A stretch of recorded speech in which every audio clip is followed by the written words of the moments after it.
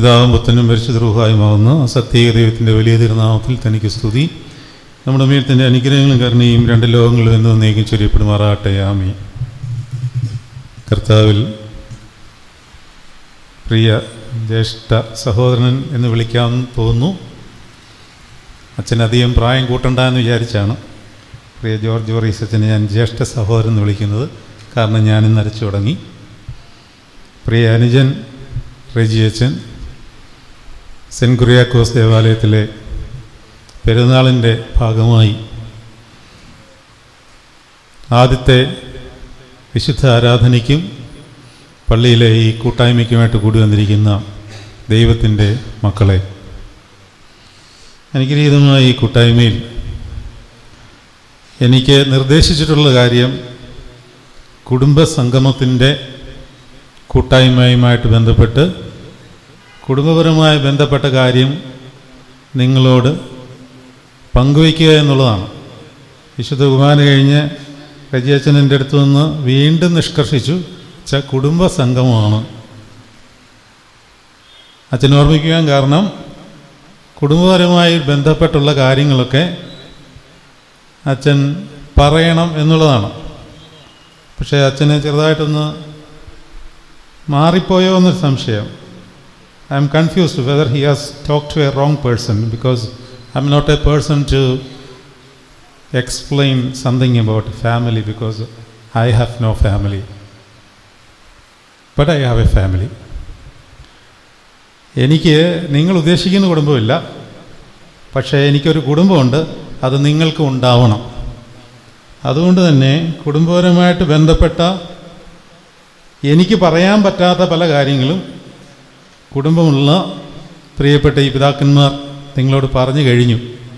വളരെ വിശദമായിട്ട് ഒരു കുടുംബജീവിതത്തിലെ പ്രാക്ടിക്കൽ സൈഡിലുള്ള കാര്യങ്ങൾ പ്രിയപ്പെട്ട ജോർജ് വറീസ് അച്ഛനും റെജി അച്ഛനും നിങ്ങൾക്ക് ഇപ്പോൾ തന്നെ പറഞ്ഞു കഴിഞ്ഞു. ഇപ്പം അതിൻ്റെ മേളിൽ എനിക്കൊന്നും പറയാനില്ല. പക്ഷേ അടിസ്ഥാനപരമായിട്ട് നമ്മൾ മനസ്സിലാക്കിയിരിക്കേണ്ട ചില സംഗതികൾ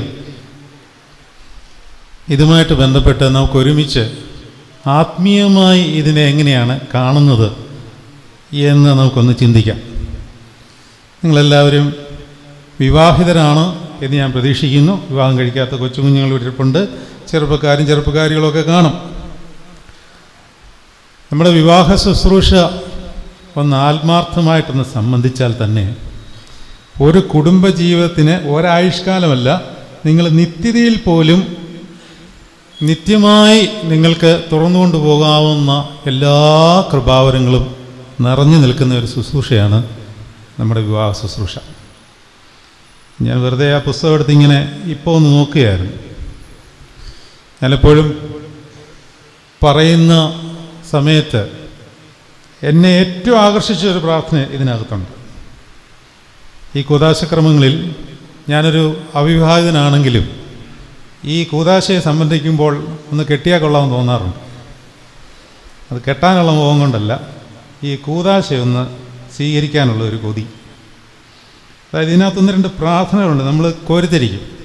ഞാൻ സത്യമായിട്ട് നിങ്ങളോട് പറയാം, വിവാഹ കൂദാശയെ സംബന്ധിച്ചിട്ട് ഒരു തുള്ളി കണ്ണുനീര് പൊഴിക്കാതെ ഞാൻ ആ കൂദാശയിൽ നിന്ന് ഇറങ്ങിയിട്ടില്ല ഇന്നേ വരെ. അതാരും കാണാതെ ഞാനത് ചെയ്യാറുണ്ട്. അത് ആ കൂദാശയിലെ പ്രാർത്ഥനകളുടെ ആഴത്തിൻ്റെ പ്രതിഫലനമാണ്, അല്ലാതെ മറ്റൊന്നുമല്ല. നിങ്ങൾ തെറ്റിദ്ധരിക്കരുത്. ഇയാൾക്ക് നിരാശ ബാധിച്ചിട്ട് ഇനിയും കരയുന്നതാണെന്ന് നിങ്ങൾ തെറ്റിദ്ധരിക്കരുത്. പ്രാർത്ഥന വായിക്കുമ്പോൾ എനിക്ക് അതിൻ്റെ ആഴം പിടി കിട്ടാറുണ്ട്. പക്ഷേ ഈ നിൽക്കുന്ന മണവാളിനും മണവാട്ടിക്കും ആ ബോധ്യം ഉണ്ടോ എന്ന് എനിക്കറിയത്തില്ല. കാരണം തന്നെ ഈ മണവാളിനും മണവാട്ടിയും നിൽക്കുമ്പോൾ ഇപ്പോൾ പൊതുവെ കുറച്ചും കൂടെ അവരുടെ ഇൻവോൾവ്മെൻറ്റ് ഞാൻ ശ്രദ്ധിക്കാറുണ്ട്. ഞാനതൊക്കെ ശ്രദ്ധിക്കും. പക്ഷേ ഒരേ കാലത്ത് വിവാഹ കൂദാശയെ സംബന്ധിക്കുന്ന മണവാളിനും മണവാട്ടിയും അവരുടെ ഒരു ലൗകികമായ എന്തോ ഒരു ചടങ്ങ് നിർവഹിക്കുന്നത് പോലെ മാത്രം കരുതിയിരുന്ന ഒരു കാലം ഉണ്ടായിരുന്നു. ഇപ്പോഴും ഇല്ല എന്നില്ല. കഴിഞ്ഞ ദിവസം ഏതോ ഒരിടത്ത് ഇങ്ങനെ സംസാരിച്ചുകൊണ്ടിരുന്നപ്പോൾ ഞാൻ പറയേണ്ടി വന്നു. ഇപ്പോൾ വിവാഹം കഴിക്കുവാൻ നിശ്ചയിച്ചിരിക്കുന്ന മണവാളിനും മണവാട്ടിയും അന്നേ ദിവസം ഞായറാഴ്ചയാണെങ്കിൽ, നമുക്ക് ഞായറാഴ്ചയും തിങ്കളാഴ്ചയുമാണ് ഉള്ളല്ലോ കല്യാണം, അന്നേ ദിവസം ഞായറാഴ്ചയാണെങ്കിൽ അവർ ദേവാലയത്തിൽ വരുമോ? ഇല്ലല്ലോ, ഇല്ല. കാരണം എന്താണ്? ഒരുങ്ങാനുണ്ട്, അല്ലേ? മറ്റെന്താ കാരണം? വേറൊന്നുമില്ല, ഒരുങ്ങാനുണ്ട്. കുമ്പസാരിച്ച് വിശുദ്ധ കുർബാന അനുഭവിച്ച് വിവാഹ ശുശ്രൂഷയിലേക്ക് കയറി ആ വിവാഹ ശുശ്രൂഷ വിശുദ്ധ കുർബാന അനുഭവത്തോടുകൂടി പൂർത്തീകരിക്കുന്ന ഒരു പതിവായിരുന്നു സഭയിലുണ്ടായിരുന്നത്. എല്ലാ ശുശ്രൂഷയും കൂദാശകർമ്മങ്ങളും പൂർത്തീകരിക്കുന്നത് വിശുദ്ധ കുർബാനയിലാണ്. മാമോദീസയായാലും കൊള്ളാം, ഏത് ശുശ്രൂഷയായാലും കൊള്ളാം. ഹോശാന പെരുന്നാൾ എപ്പോഴാണ് നടത്തേണ്ടത്? വിശുദ്ധ കുർബാനയ്ക്ക് മുമ്പാണ്. നടത്തിയിട്ട് ആ കുരുത്തോലകൾ ഏന്തിയാണ് കുർബാനയിൽ മുഴുവൻ സംബന്ധിക്കേണ്ടത്. മാമോദീസ നടത്തേണ്ടത് എപ്പോഴാണ്? മാമോദീസ നടത്തേണ്ടത് എപ്പോഴാണ്? വിശുദ്ധ കുർബാനയ്ക്ക് മുമ്പാണ്. എന്നിട്ട് ആ കുഞ്ഞിനെ വിശുദ്ധ കുർബാനയിൽ സംബന്ധിപ്പിച്ചിട്ട് എല്ലാവരും കുർബാന അനുഭവിക്കുന്ന സമയത്ത് ഈ കുഞ്ഞിനെ ആദ്യം കൊണ്ടുവന്ന് കിരീടം ഒന്നും കൂടെ വെച്ച് കുർബാന കൊടുക്കണം. അതുപോലെ തന്നെയാണ് വിവാഹവും, അങ്ങനെയായിരുന്നു. ഇതെല്ലാം എങ്ങനെ ഇത് രണ്ടാമതായത്? മാമോദീസ ഇന്ന് ആരെങ്കിലും വിശുദ്ധ കുർബാനയ്ക്ക് മുമ്പ് നടത്തുന്നുണ്ടോ? ഹോശാന പെരുന്നാൾ വിശുദ്ധ കുർബാന മധ്യത്തിലല്ല നടത്തുന്നത്. എന്തുകൊണ്ടാണ്? സൗകര്യപ്രദമായിട്ട് നമ്മൾ ചെയ്യുകയാണ്. എന്താണ് ഈ സൗകര്യപ്രദം എന്നുള്ള വാക്കിൻ്റെ അർത്ഥം?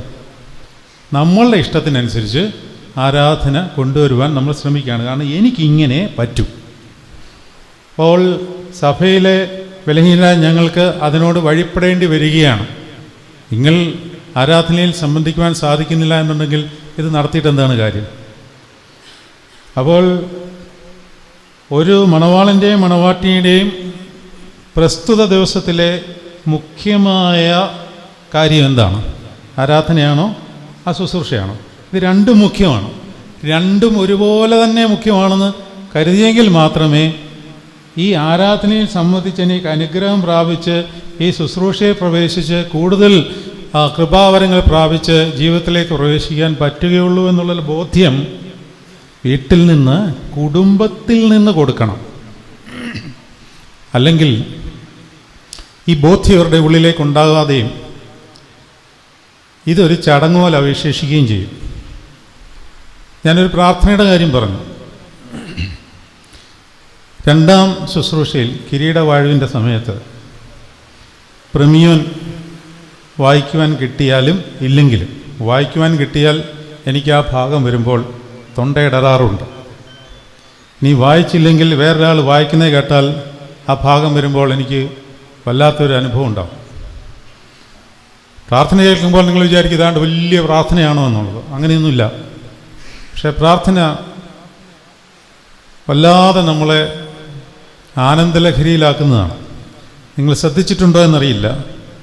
പ്രമിയോൻ സദറായിൽ രണ്ടാമത്തെ പ്രമിയോൻ വായിക്കുന്ന സമയത്ത്, കിരീടവാഴ്വിൻ്റെ പ്രമിയോൻ വായിക്കുന്ന സമയത്ത് ഇപ്രകാരമാണ് തുടങ്ങുന്നത്: ഉണ്ടായിരുന്നവനും ഇപ്പോഴുള്ളവനും എന്നേക്ക് നിലനിൽക്കുന്നവനുമായ സ്വയംഭൂവും മാലാഖമാർ തൻ്റെ സിംഹാസന ചുറ്റും നിന്നുകൊണ്ട് തനിക്ക് ആരാധന അണയ്ക്കുന്ന അനാദിന്ത വചനവും എന്ന് താഴോട്ട് വായിച്ചിട്ട് ഒരു പ്രാർത്ഥന ഇപ്രകാരമാണ്: ഏതൊരു തത്വജ്ഞാനിക്കോ താർക്കികനോ തന്നെ ആരാധിക്കുവാനല്ലാതെ പരിശോധിച്ചറിയുവാനോ ആരാഞ്ഞറിയുവാനോ കഴിവില്ല എന്നുള്ളവനും. ആരെപ്പറ്റിയാണ്? മനസ്സിലായോ? പ്രാർത്ഥന മനസ്സിലായോ? ശ്രദ്ധിച്ചാലേ നമ്മുടെ പ്രാർത്ഥനയുടെ ആഴം പിടികിട്ടത്തുള്ളൂ. ഇത് മുത്താണ്. താഴെ ചെല്ലണം. ഇങ്ങോട്ട് ചെല്ലണം, കടലിൻ്റെ അടിയിൽ ചെല്ലണം. നിങ്ങൾക്ക് ഈ വിശുദ്ധ പിതാക്കന്മാരുടെ പ്രാർത്ഥനകൾ മനസ്സിലാവണമെന്നുണ്ടെങ്കിൽ അല്പമെങ്കിലും അവരുടെ ആത്മീയതയിലേക്ക് ഒന്ന് ഉയരുവാൻ ശ്രമിക്കുകയെങ്കിലും വേണം. ഇപ്പോൾ ഈ കുഞ്ഞിനോട് അവനെന്തുകൊണ്ടാണ് ഇങ്ങനെ കാല് നീട്ടിയിരിക്കുന്നതെന്ന് അറിയാമോ? ഞാനീ പറയുന്നത് ഒന്നും അവന് കയറത്തില്ല. അവൻ്റെ പ്രായം അത്രയേ ഉള്ളൂ. അതുകൊണ്ടാണ് പാല് കൊടുക്കേണ്ട പ്രായത്തിൽ ഞാനിവിടെ നിന്ന് കട്ടിയായിട്ടുള്ള ആഹാരം വിളമ്പിയാലും അവന് കഴിക്കാൻ പറ്റത്തില്ല. അപ്പം കുഞ്ഞുങ്ങളെ അങ്ങ് വിട്ടേക്കണം. അവർക്ക് ഉള്ളതല്ല സത്യം പറഞ്ഞാൽ ഇത്. പക്ഷെ ഞാൻ അവനോടൊരു ചോദ്യം ചോദിക്കുകയാണെന്ന് വിചാരിക്കുക. മോനെ, വാട്ട് ഈസ് ഫോട്ടോസിന്തസിസ് അറിയാമോ? അറിയില്ല. കാരണം അവൻ പഠിച്ചിട്ടില്ല. അവനെ കുറ്റം പറഞ്ഞിട്ട് കാര്യമുണ്ടോ? മോളെ, what is sine theta plus cos theta അറിയാമോ? അറിയില്ല. പക്ഷേ 10ാം ക്ലാസ്സിൽ പഠിക്കുന്നൊരു കൊച്ചിനോട് പേടിക്കണ്ട, ഞാൻ ചോദിക്കത്തില്ല, പേടിക്കണ്ട. ചോദിച്ചാൽ നീ പറയണം, കാരണം നീ പഠിക്കുന്നത് 10ാം ക്ലാസ്സിലാണ്. ഞാൻ പറഞ്ഞേണ്ട കാര്യം എന്താണെന്ന് മനസ്സിലായോ? ഈ പ്രാർത്ഥന എന്താണ് മനസ്സിലാകാതെ പോകുന്നത്? നമുക്ക് എന്തുകൊണ്ടാണ് മനസ്സിലാകാതെ പോകുന്നത്? നമ്മളിപ്പോഴും 1ാം ക്ലാസ്സിൽ ഇരിക്കുകയാണ്. പിതാക്കന്മാർ അങ്ങ് MSc ലെവലിൽ, അക്കാഡമിക്കല്ല പറയുന്നത് കേട്ടോ, ആത്മീയതയിൽ ഡോക്ടറേറ്റിൽ നിൽക്കുകയാണ്. എന്ന് പറഞ്ഞാൽ സ്പിരിച്വാലിറ്റിയിൽ ഹയർ ലെവലിൽ നിൽക്കുന്നവർ അവരെഴുതി വെച്ച പ്രാർത്ഥനകൾ നമുക്ക് മനസ്സിലാകണമെങ്കിൽ നമ്മൾ അതോടൊപ്പം വളരണം, വിശുദ്ധി ഉണ്ടാവണം, വിശുദ്ധിയിൽ വളരണം. കുടുംബജീവിതത്തിലേക്ക് വരാം. ഇന്ന് കുടുംബജീവിതത്തിൽ ഇല്ലാത്തൊരു കാര്യമാണ് വിശുദ്ധി. വിശുദ്ധി കാത്തു സൂക്ഷിക്കുവാൻ പറ്റാത്തൊരു കാലഘട്ടത്തിലാണ് നമ്മൾ ജീവിക്കുന്നത്. അതിലേക്ക് ഞാൻ വന്നുകൊള്ളാം. അപ്പോൾ ഇത് മനസ്സിലാവാതെ പോകുന്നതിൻ്റെ കാര്യം, നമ്മൾക്ക് ആത്മീയതയിൽ വളർച്ചയില്ല, മുരടിച്ചിരിക്കുകയാണ്. അപ്പോൾ ഈ പ്രാർത്ഥന ഇപ്രകാരം പറയുന്നു: ഏത് തത്വജ്ഞാനിക്കോ താർക്കികനോ തന്നെ ആരാധിക്കുവാനല്ലാതെ പരിശോധിച്ചറിയുവാനോ ആരാഞ്ഞറിയുവാനോ കഴിവില്ല എന്നുള്ളവനും. ആരെ പറ്റിയാണ് നിങ്ങൾ പറയും? ആരെ പറ്റിയാണ്? ഇതാണ് പ്രശ്നം. ഇത് ആർക്കും നമുക്ക് ഇത് ചിന്തിക്കുന്നേ ഇല്ല. ഞാൻ ഇത്രയും പറഞ്ഞിട്ട് നിങ്ങൾക്ക് അത് ആരാണ്, എന്തിനെ പറ്റിയാണ് പറഞ്ഞതെന്ന് മനസ്സിലായോ? പിന്നെ ഈ പാവം പിടിച്ച മണവാളിനെ മണവാട്ടിയും പറഞ്ഞിട്ട് വല്ല കാര്യമുണ്ടോ? നമുക്ക് പോലും പറ്റുന്നില്ല. ഞാൻ ഒന്നുകൂടെ പ്രാർത്ഥന പറയാം. ഏതൊരു തത്വജ്ഞാനിക്കോ താർക്കികനോ തന്നെ ആരാധിക്കുവാനല്ലാതെ പരിശോധിച്ചറിയുവാനോ ആരാഞ്ഞറിയുവാനോ കഴിവില്ല എന്നുള്ളവനും. ഇവിടെ എഴുതിയിരിക്കുന്നതിനകത്ത് ചെറിയൊരു മിസ്റ്റേക്ക് ഉണ്ട്, കഴിവില്ലാതിരിക്കുന്നവനും എന്നാണ്. അങ്ങനെയല്ല, കഴിവില്ല എന്നുള്ളവനും എന്ന് പറഞ്ഞാൽ എന്താണ് അർത്ഥം? ആരെ പറ്റിയാണ്? അതാണ് ഞാൻ ചോദിച്ചത്. ആരെ പറ്റിയാണ്? ദൈവത്തെപ്പറ്റി, മഹോന്നതനായ ദൈവത്തെ നമ്മൾ അനലിറ്റിക്കലായിട്ട് ചിന്തിക്കാൻ പോയാൽ എങ്ങും എത്തത്തില്ല. നിരീശ്വരവാദികളോട് തർക്കിക്കാൻ പോയാലോ ദൈവത്തെപ്പറ്റി പറഞ്ഞ് പഠിപ്പിച്ച് തർക്കിക്കാൻ പോയാലൊന്നും എങ്ങും എത്തത്തില്ല. അതൊക്കെ തർക്കം വർദ്ധിപ്പിച്ച് വലുതാവത്തേ ഉള്ളൂ. ഒരു റോസാപ്പൂവിനെ കണ്ടു കഴിഞ്ഞാൽ അതിനെപ്പറ്റി അനലിറ്റിക്കലായിട്ട് നിങ്ങളോട് പറഞ്ഞു കഴിഞ്ഞാൽ നിങ്ങൾക്ക് എന്ത് മനസ്സിലാവും? അതായത് റോസാപ്പൂവിൻ്റെ ഗന്ധം നിങ്ങൾക്ക് അറിയില്ല എന്ന് വിചാരിക്കുക. അറിയില്ലാത്തവനോട് ഞാൻ വന്ന് പറയുകയാണ്, അത് ഈ ജാസ്മിൻ്റെ ഗന്ധവും അല്ലെങ്കിൽ അക്തറിൻ്റെ ഗന്ധവും കൂടെ മിക്സ് ചെയ്ത് വരുന്ന ഒരു പ്രത്യേകതരം ഗന്ധം പോലെ ഇരിക്കും എന്ന് പറഞ്ഞാൽ നിങ്ങൾക്കത് കിട്ടുമോ?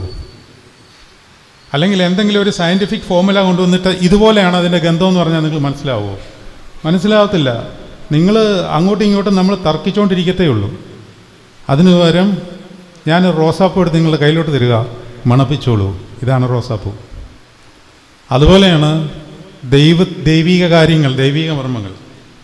താത്വികനോ തർക്കജ്ഞാനിക്കോ തന്നെ ആരാധിക്കുവാനല്ലാതെ, ഇത് മാത്രമേ മാർഗമുള്ളൂ. ആരാധിച്ചാൽ ആരാധനയുള്ളവൻ ദൈവത്തെ എല്ലാ രീതിയിലും അനുഭവിക്കും. അപ്പോൾ ഈ ദേവാലയം പെരുന്നാൾ നടത്തുകയാണ്. പെരുന്നാളിന് വേണ്ടി നമ്മൾ തയ്യാറാകുകയാണ്. ഒരു പെരുന്നാൾ ആഘോഷിക്കേണ്ടത് എങ്ങനെയാണ്? നമ്മൾ ആഘോഷം തുടങ്ങി കഴിഞ്ഞു അല്ലേ? ആഘോഷം തുടങ്ങി. നമ്മൾ വിശുദ്ധ കുർബാനയിൽ തുടങ്ങി. നമ്മളൊരു കുടുംബസംഗമം ഇപ്പം ഏൽക്കുന്നു. അതോടൊപ്പം തന്നെ കൊടിയുയർത്തി വിശുദ്ധ സ്തേഫനോ സഹദായുടെ മധ്യസ്ഥതയിലും ഈ ഇടവയുടെ കാവൽപിതാവായ മാർ കുറിയാക്കോ സഹദായുടെ മധ്യസ്ഥതയിൽ നമ്മൾ തുടങ്ങിയിരിക്കുന്നത് ഇതെങ്ങനെയാണ് ആഘോഷിക്കേണ്ടത്? നമ്മൾ തോരണങ്ങൾ കെട്ടിയിട്ടുണ്ട്, കൊടികൾ കെട്ടിയിട്ടുണ്ട്, കുറച്ചു മുമ്പ് വലിയ ഭീമാകാരമായ പടക്കമൊക്കെ പൊട്ടിച്ചു. അതെല്ലാം വേണം. ഇത് നമ്മുടെ പുറമേയുള്ള ആഘോഷങ്ങളുടെ ഭാഗമാണ്, അത് വേണം. രാത്രി നോക്കിയാൽ എൻ്റെ അറിവനുസരിച്ച് നിങ്ങൾ മിക്കവാറും ദേവാലയം അലങ്കരിക്കാൻ സാധ്യതയുണ്ട് ഇല്ലേ? അലങ്കരിക്കത്തില്ലേ? Light illuminate ചെയ്യത്തില്ലേ? ചെയ്യുമായിരിക്കുമല്ലോ അല്ലേ? അപ്പോൾ അതെല്ലാം ചെയ്യും, അതെല്ലാം വേണം. പക്ഷേ വേണ്ടിയ കാര്യം വേണ്ടാതിരിക്കരുത്. ഞാൻ എന്താണ് പറഞ്ഞത്? വേണ്ടിയ കാര്യം വേണ്ടാതെ പോകരുത്. എന്താണ് വേണ്ടിയ കാര്യം എന്നുള്ളതാണ് നമ്മളിനി അറിയേണ്ടത്. എന്താണ് വേണ്ടിയ കാര്യം? ദുഃഖവെള്ളിയാഴ്ച നിങ്ങൾ പെരുന്നാൾ ആഘോഷിക്കുമോ? എൻ്റെ ചോദ്യം. ദുഃഖവെള്ളിയാഴ്ച നിങ്ങൾ പെരുന്നാൾ ആഘോഷിക്കുമോ? എൻ്റെ ചോദ്യം. ഇല്ല. ആഘോഷിക്കും. നിങ്ങളെന്ത് പറയുന്നു? ദുഃഖവെള്ളിയാഴ്ച നിങ്ങൾക്ക് ആഘോഷമുണ്ടോ അതോ സഹതാപപൂർണമായിട്ടിരിക്കണോ? എങ്ങനെയാ? എന്താണ്? കുത്തിമുറിക്കും ശത്രുക്കളെ നിന്നാൽ ഞങ്ങൾ പറുദീസാമധ്യേ നട്ടോ രേതൻ തന്നിലെ ജീവമരം എന്ന് പറയുന്ന പാട്ടിൻ്റെ അവസാനത്തെ വരി എങ്ങനെയാണ്? പെരുന്നാൾ ഘോഷിച്ചിടുന്നു നാമും ചേർന്നോതീടേണം. പെരുന്നാൾ ഘോഷിച്ചിടുന്നു. ഇപ്പം ദുഃഖവെള്ളിയാഴ്ചയും പെരുന്നാളാണ് എന്ന് പറഞ്ഞാൽ ആഘോഷിക്കേണ്ടതാണ്. പക്ഷേ പടക്കം പൊട്ടിച്ചല്ലെന്ന് മാത്രം. അപ്പോൾ പടക്കം പൊട്ടിക്കേണ്ടെന്നുള്ളതല്ല, ലൗകികമായ ആഘോഷങ്ങൾ വേണം. ആ ആഘോഷങ്ങൾ എന്തിനകത്ത് നിൽക്കണം? അവരാഘോഷിച്ച ആഘോഷത്തിനകത്ത് നിൽക്കണം. അവർ ആഘോഷിച്ചത് പെരുന്നാൾ കൊണ്ടാടേണ്ടത് ഒന്നാമതായിട്ട് പരിശുദ്ധാത്മാവിൽ ആണ്.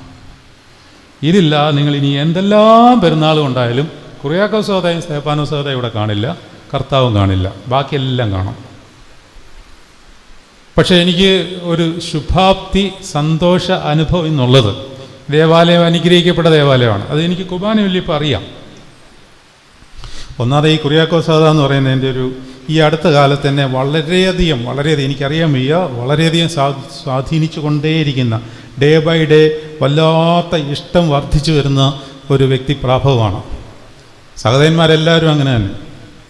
പക്ഷെ കുറിയാക്കോസ് സഹോദരയുടെ ഒരു പ്രത്യേക ഇഷ്ടം, ഞാനിപ്പോൾ ഫോട്ടോഗ്രാഫറോട് പറഞ്ഞു, ആളെന്തി ഈ പടം കയ്യിലുണ്ടേ ഒരെണ്ണം എനിക്ക് തരണം, അല്ലെങ്കിൽ ഇത് എടുത്തു തരണം എന്ന് പറഞ്ഞു.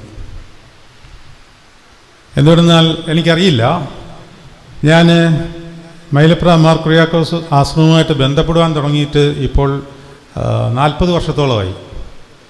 ഞാനവിടെ സ്ഥിരമായിട്ട് താമസിക്കാൻ തുടങ്ങിയിട്ട് ഏകദേശം 18 വർഷത്തോളമായി. ഇന്നേ വരെ ഇല്ലാത്ത ഒരു പ്രത്യേക വാത്സല്യവും സ്നേഹവും ഈ അടുത്ത 5-6 മാസങ്ങളാണ് എനിക്ക് കുറിയാക്കോസ് സഹോദരനുണ്ട്. അതെങ്ങനെ വന്നെന്നൊന്നും എനിക്കറിയില്ല. ഒരു കുഞ്ഞു പൈതൽ, ആ കുഞ്ഞു പൈതലിൻ്റെ സാന്നിധ്യം നമ്മൾ വേദപുസ്തകം വായിക്കാനിരിക്കുമ്പോൾ, നമ്മൾ ആരാധിക്കാനിരിക്കുമ്പോൾ, കുർബാന ചൊല്ലുമ്പോൾ ത്രോണോസിൽ വന്ന് കയറിയിരിക്കുന്ന ഒരു കുഞ്ഞു പൈതൽ എൻ്റെ മുമ്പിൽ ഈ ദേവാലയത്തിൽ ഉണ്ട് എന്നുള്ളത് നിങ്ങൾ വിശ്വസിച്ച് ഏറ്റെടുക്കണം. അത് ഞാൻ വെറുതെ പറയുന്നതല്ല. ഈ കുഞ്ഞിൻ്റെ ഒരു ചെറിയ ചരിത്രം നിങ്ങൾക്ക് അറിയാം എന്ന് പ്രതീക്ഷിക്കുന്നു, അറിഞ്ഞിരിക്കണം. പ്രത്യേകിച്ച് ഈ ദേവാലയം കുറിയാക്കോസ് സഹോദരൻ നാമത്തിലുള്ളതായതുകൊണ്ട്. AD 4-ാം നൂറ്റാണ്ടിൽ ജീവിച്ചിരുന്ന ജൂലിയറ്റ് എന്ന് പറയുന്ന സ്ത്രീയുടെ വെറും 3 വയസ്സുള്ള ഒരു ബാലനായിരുന്നു കുറിയാക്കോസ് സഹോദരൻ. എപ്പോഴും കുറിയാക്കോസ് സഹോദരനെ പറ്റി പറയുമ്പോൾ മാതാവായ യൂലിയത്തെയും ചേർത്താണ് പറയാറുള്ളത്. കാരണം ഇവർ രണ്ടും കൂടെ ഒരേ ദിവസമാണ് രക്തസാക്ഷികളായത്. റോമിലെ സ്ഥലത്തിൻ്റെ പേര് ഞാൻ മറന്നുപോയി. അവിടെ നിന്ന് ഡയക്ലീഷ്യൻ ചക്രവർത്തി പെർസിക്യൂഷൻ പ്രഖ്യാപിച്ചപ്പോൾ അവിടെ നിന്ന് ഓടി സെലൂഷ്യയിലേക്ക് ഓടിപ്പോയി. അവിടുന്ന് പിന്നെ വീണ്ടും ബുദ്ധിമുട്ടുകൾ വന്നിട്ട് ടർസാസ് എന്ന സ്ഥലത്തേക്ക് പോയി. അവിടെ ഉണ്ടായിരുന്ന ഭരണാധിപനായിരുന്നു അലക്സാണ്ടറും ഡയക്ലീഷ്യൻ ചക്രവർത്തിയുടെ ഓർഡർ അനുസരിച്ച് ക്രിസ്ത്യാനികളെല്ലാം പീഡിപ്പിക്കുവാൻ വീണ്ടും പ്രഖ്യാപിച്ചതിൻ്റെ ഫലമായി കുറിയാക്കോസ് സഹോദരനെയും യൂലിയത്തെയും പിടിച്ചു. യൂലിയത്തെ ഒരു തൂണിൽ കെട്ടിയിട്ടിട്ട് തല്ലി, ഭീകരമായ തല്ലി. ഈ പ്രായമുള്ള കുഞ്ഞ് തൻ്റെ അമ്മയെ അടിക്കുന്നത് കണ്ടിട്ട് ഈ റോമൻ പടയാളിയെ പിടിച്ച് തള്ളി. കുഞ്ഞല്ലേ, അവനറിയാം പടയാളി എന്തുവാണ്. അവൻ നോക്കിയപ്പോൾ അവൻ്റെ അമ്മയെ ഒരുത്തം നിന്ന് തല്ലുന്നു, അതും തൂണായി കെട്ടിയിട്ടിട്ട്. അപ്പോൾ ഈ റോമൻ പടയാളി കോപാകുലനായിട്ട് ഈ അലക്സാണ്ടർ എന്ന് പറയുന്ന ആൾ ഈ കുഞ്ഞിനെ കാലിൽ പിടിച്ച് തലകീഴായിട്ട് ഇങ്ങനെ നിർത്തി. അതൊരു ഇറക്കത്തിൻ്റെ പോലത്തെ ഒരു സ്റ്റെപ്പായിരുന്നു. ആ സ്റ്റെപ്പിൽ കൂടെ ഇവൻ്റെ തല ഇടിച്ചിടിച്ചിടിച്ചിടിച്ച് അയാൾ താഴേക്ക് കൊണ്ടുവന്നു. ഈ അമ്മ തൂണിൽ കെട്ടിപ്പിടിച്ചിട്ട് വേദനയോടുകൂടി, ശരീരത്തിൻ്റെ വേദന കൂടാതെ തൻ്റെ കുഞ്ഞ് തല പൊട്ടി ചാകുന്നത് കണ്ടുകൊണ്ടേയിരിക്കുകയാണ്. പക്ഷേ ഗർഭത്തിൽ വെച്ച് തന്നെ ഈ കുഞ്ഞിന് യോഹന്നാൻ സ്നാപകനെ പോലെ പ്രത്യേക ഒരു കൃപാവരം കിട്ടിക്കാണണം.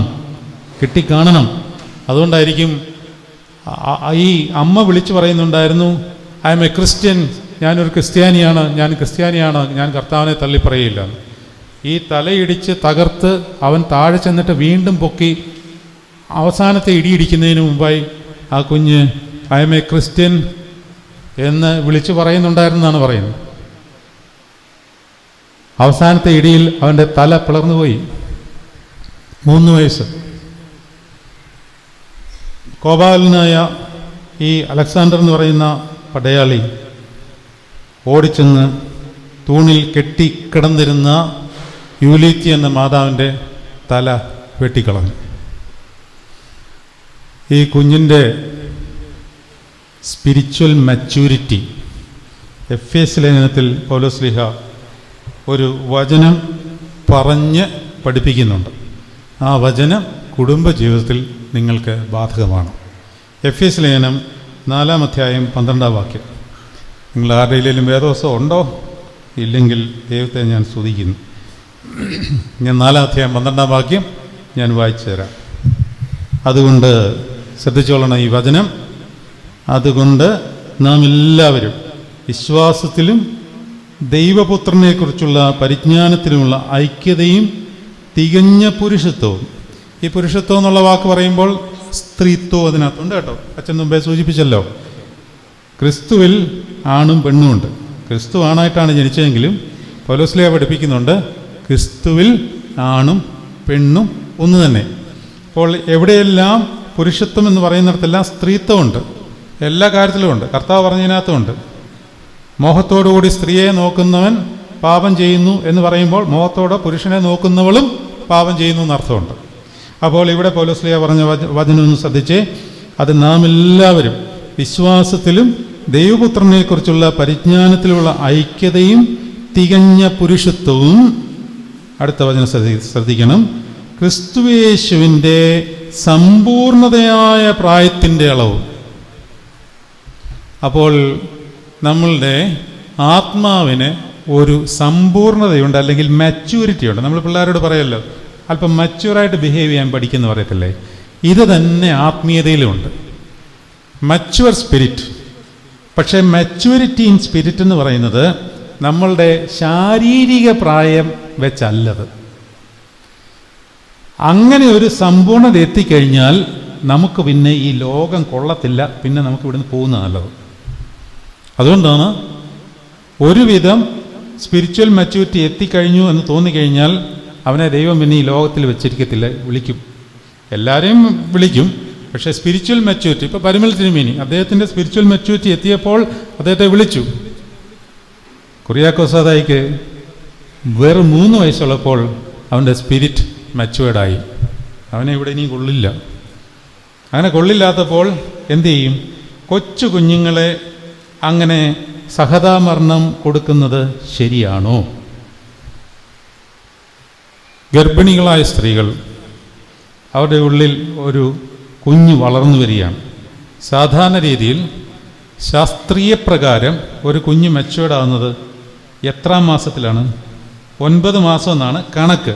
എന്നാൽ ചിലത് പ്രീമെച്യൂർ ബർത്ത് പ്രാപിക്കും, അല്ലേ? 7-ാം മാസത്തിലോ 6-ാം മാസത്തിലോ ഒക്കെ കുഞ്ഞ് മെച്യൂരിറ്റിയിലെത്തും. അന്നേരം നിങ്ങൾ എന്തു ചെയ്യും? 9 മാസമാട്ടെ എന്ന് പറഞ്ഞ് വെയിറ്റ് ചെയ്യുമോ? വെയിറ്റ് ചെയ്യത്തില്ല. കാരണം അകത്തിരുന്ന് കഴിഞ്ഞാൽ അമ്മയ്ക്കും കേടാണ്, കുഞ്ഞിനും കേടാണ്. അപ്പോൾ പിന്നെ എന്താണ് ചെയ്യുന്നത്? അപ്പോൾ പിന്നെ എന്തു ചെയ്യും? നേരെ ആശുപത്രിയിലോട്ട് പോയാൽ ഡോക്ടർ എന്തു ചെയ്യും? കീറും. വേറൊന്നും ചെയ്യാനില്ല. ഇത് തന്നെ ദൈവം ചെയ്യുന്നുള്ളൂ. സഹതാ മരണം എന്ന് പറയുന്നത് അവർക്ക് ആ കൃപ കൊടുത്തിട്ടേ അത് ചെയ്യുള്ളൂ. അപ്പോൾ സ്പിരിച്വൽ മെച്യൂരിറ്റി. ഇനിയും തിരിച്ച് ഭാര്യാഭർത്തൃ ബന്ധത്തിലേക്ക് വരാം. ഒരു കുടുംബജീവിതത്തിൽ ഭാര്യയും ഭർത്താവും തമ്മിൽ സ്പിരിച്വൽ മെച്യൂരിറ്റി ഉണ്ടോ? എല്ലാവരും നമ്മുടെ സാധാരണ ജീവിതത്തിലുള്ള പ്രായത്തിൻ്റെ മെച്യൂരിറ്റി ഉണ്ടോ എന്ന് നോക്കും. പക്ഷെ സ്പിരിച്വൽ മെച്യൂരിറ്റി ഉണ്ടോ എന്ന് നമ്മൾ പരിശോധിക്കാറില്ല. നമുക്കെല്ലാം നല്ല മക്കളുണ്ടാകണോ എന്ന് വലിയ ആഗ്രഹമാണ്. ഏത് മാതാവിനും പിതാവിനുമാണ് ഈ ആഗ്രഹമില്ലാത്തത്? എനിക്ക് നല്ല മക്കളുണ്ടാകണം എന്ന് പറഞ്ഞാൽ ലോകം നല്ലത് പറയുന്ന, നല്ല പേരുള്ള, നല്ല വിദ്യാഭ്യാസമുള്ള, നല്ല ജോലിയൊക്കെ കിട്ടുന്ന, നല്ല കുടുംബജീവിതം നയിക്കുന്ന നല്ല മക്കൾ ഉണ്ടാകണം. പക്ഷേ അവനവൻ്റെ കാര്യം മാത്രം അവനൊരു ബാധകമില്ല. ഇന്നലെയും കൂടെ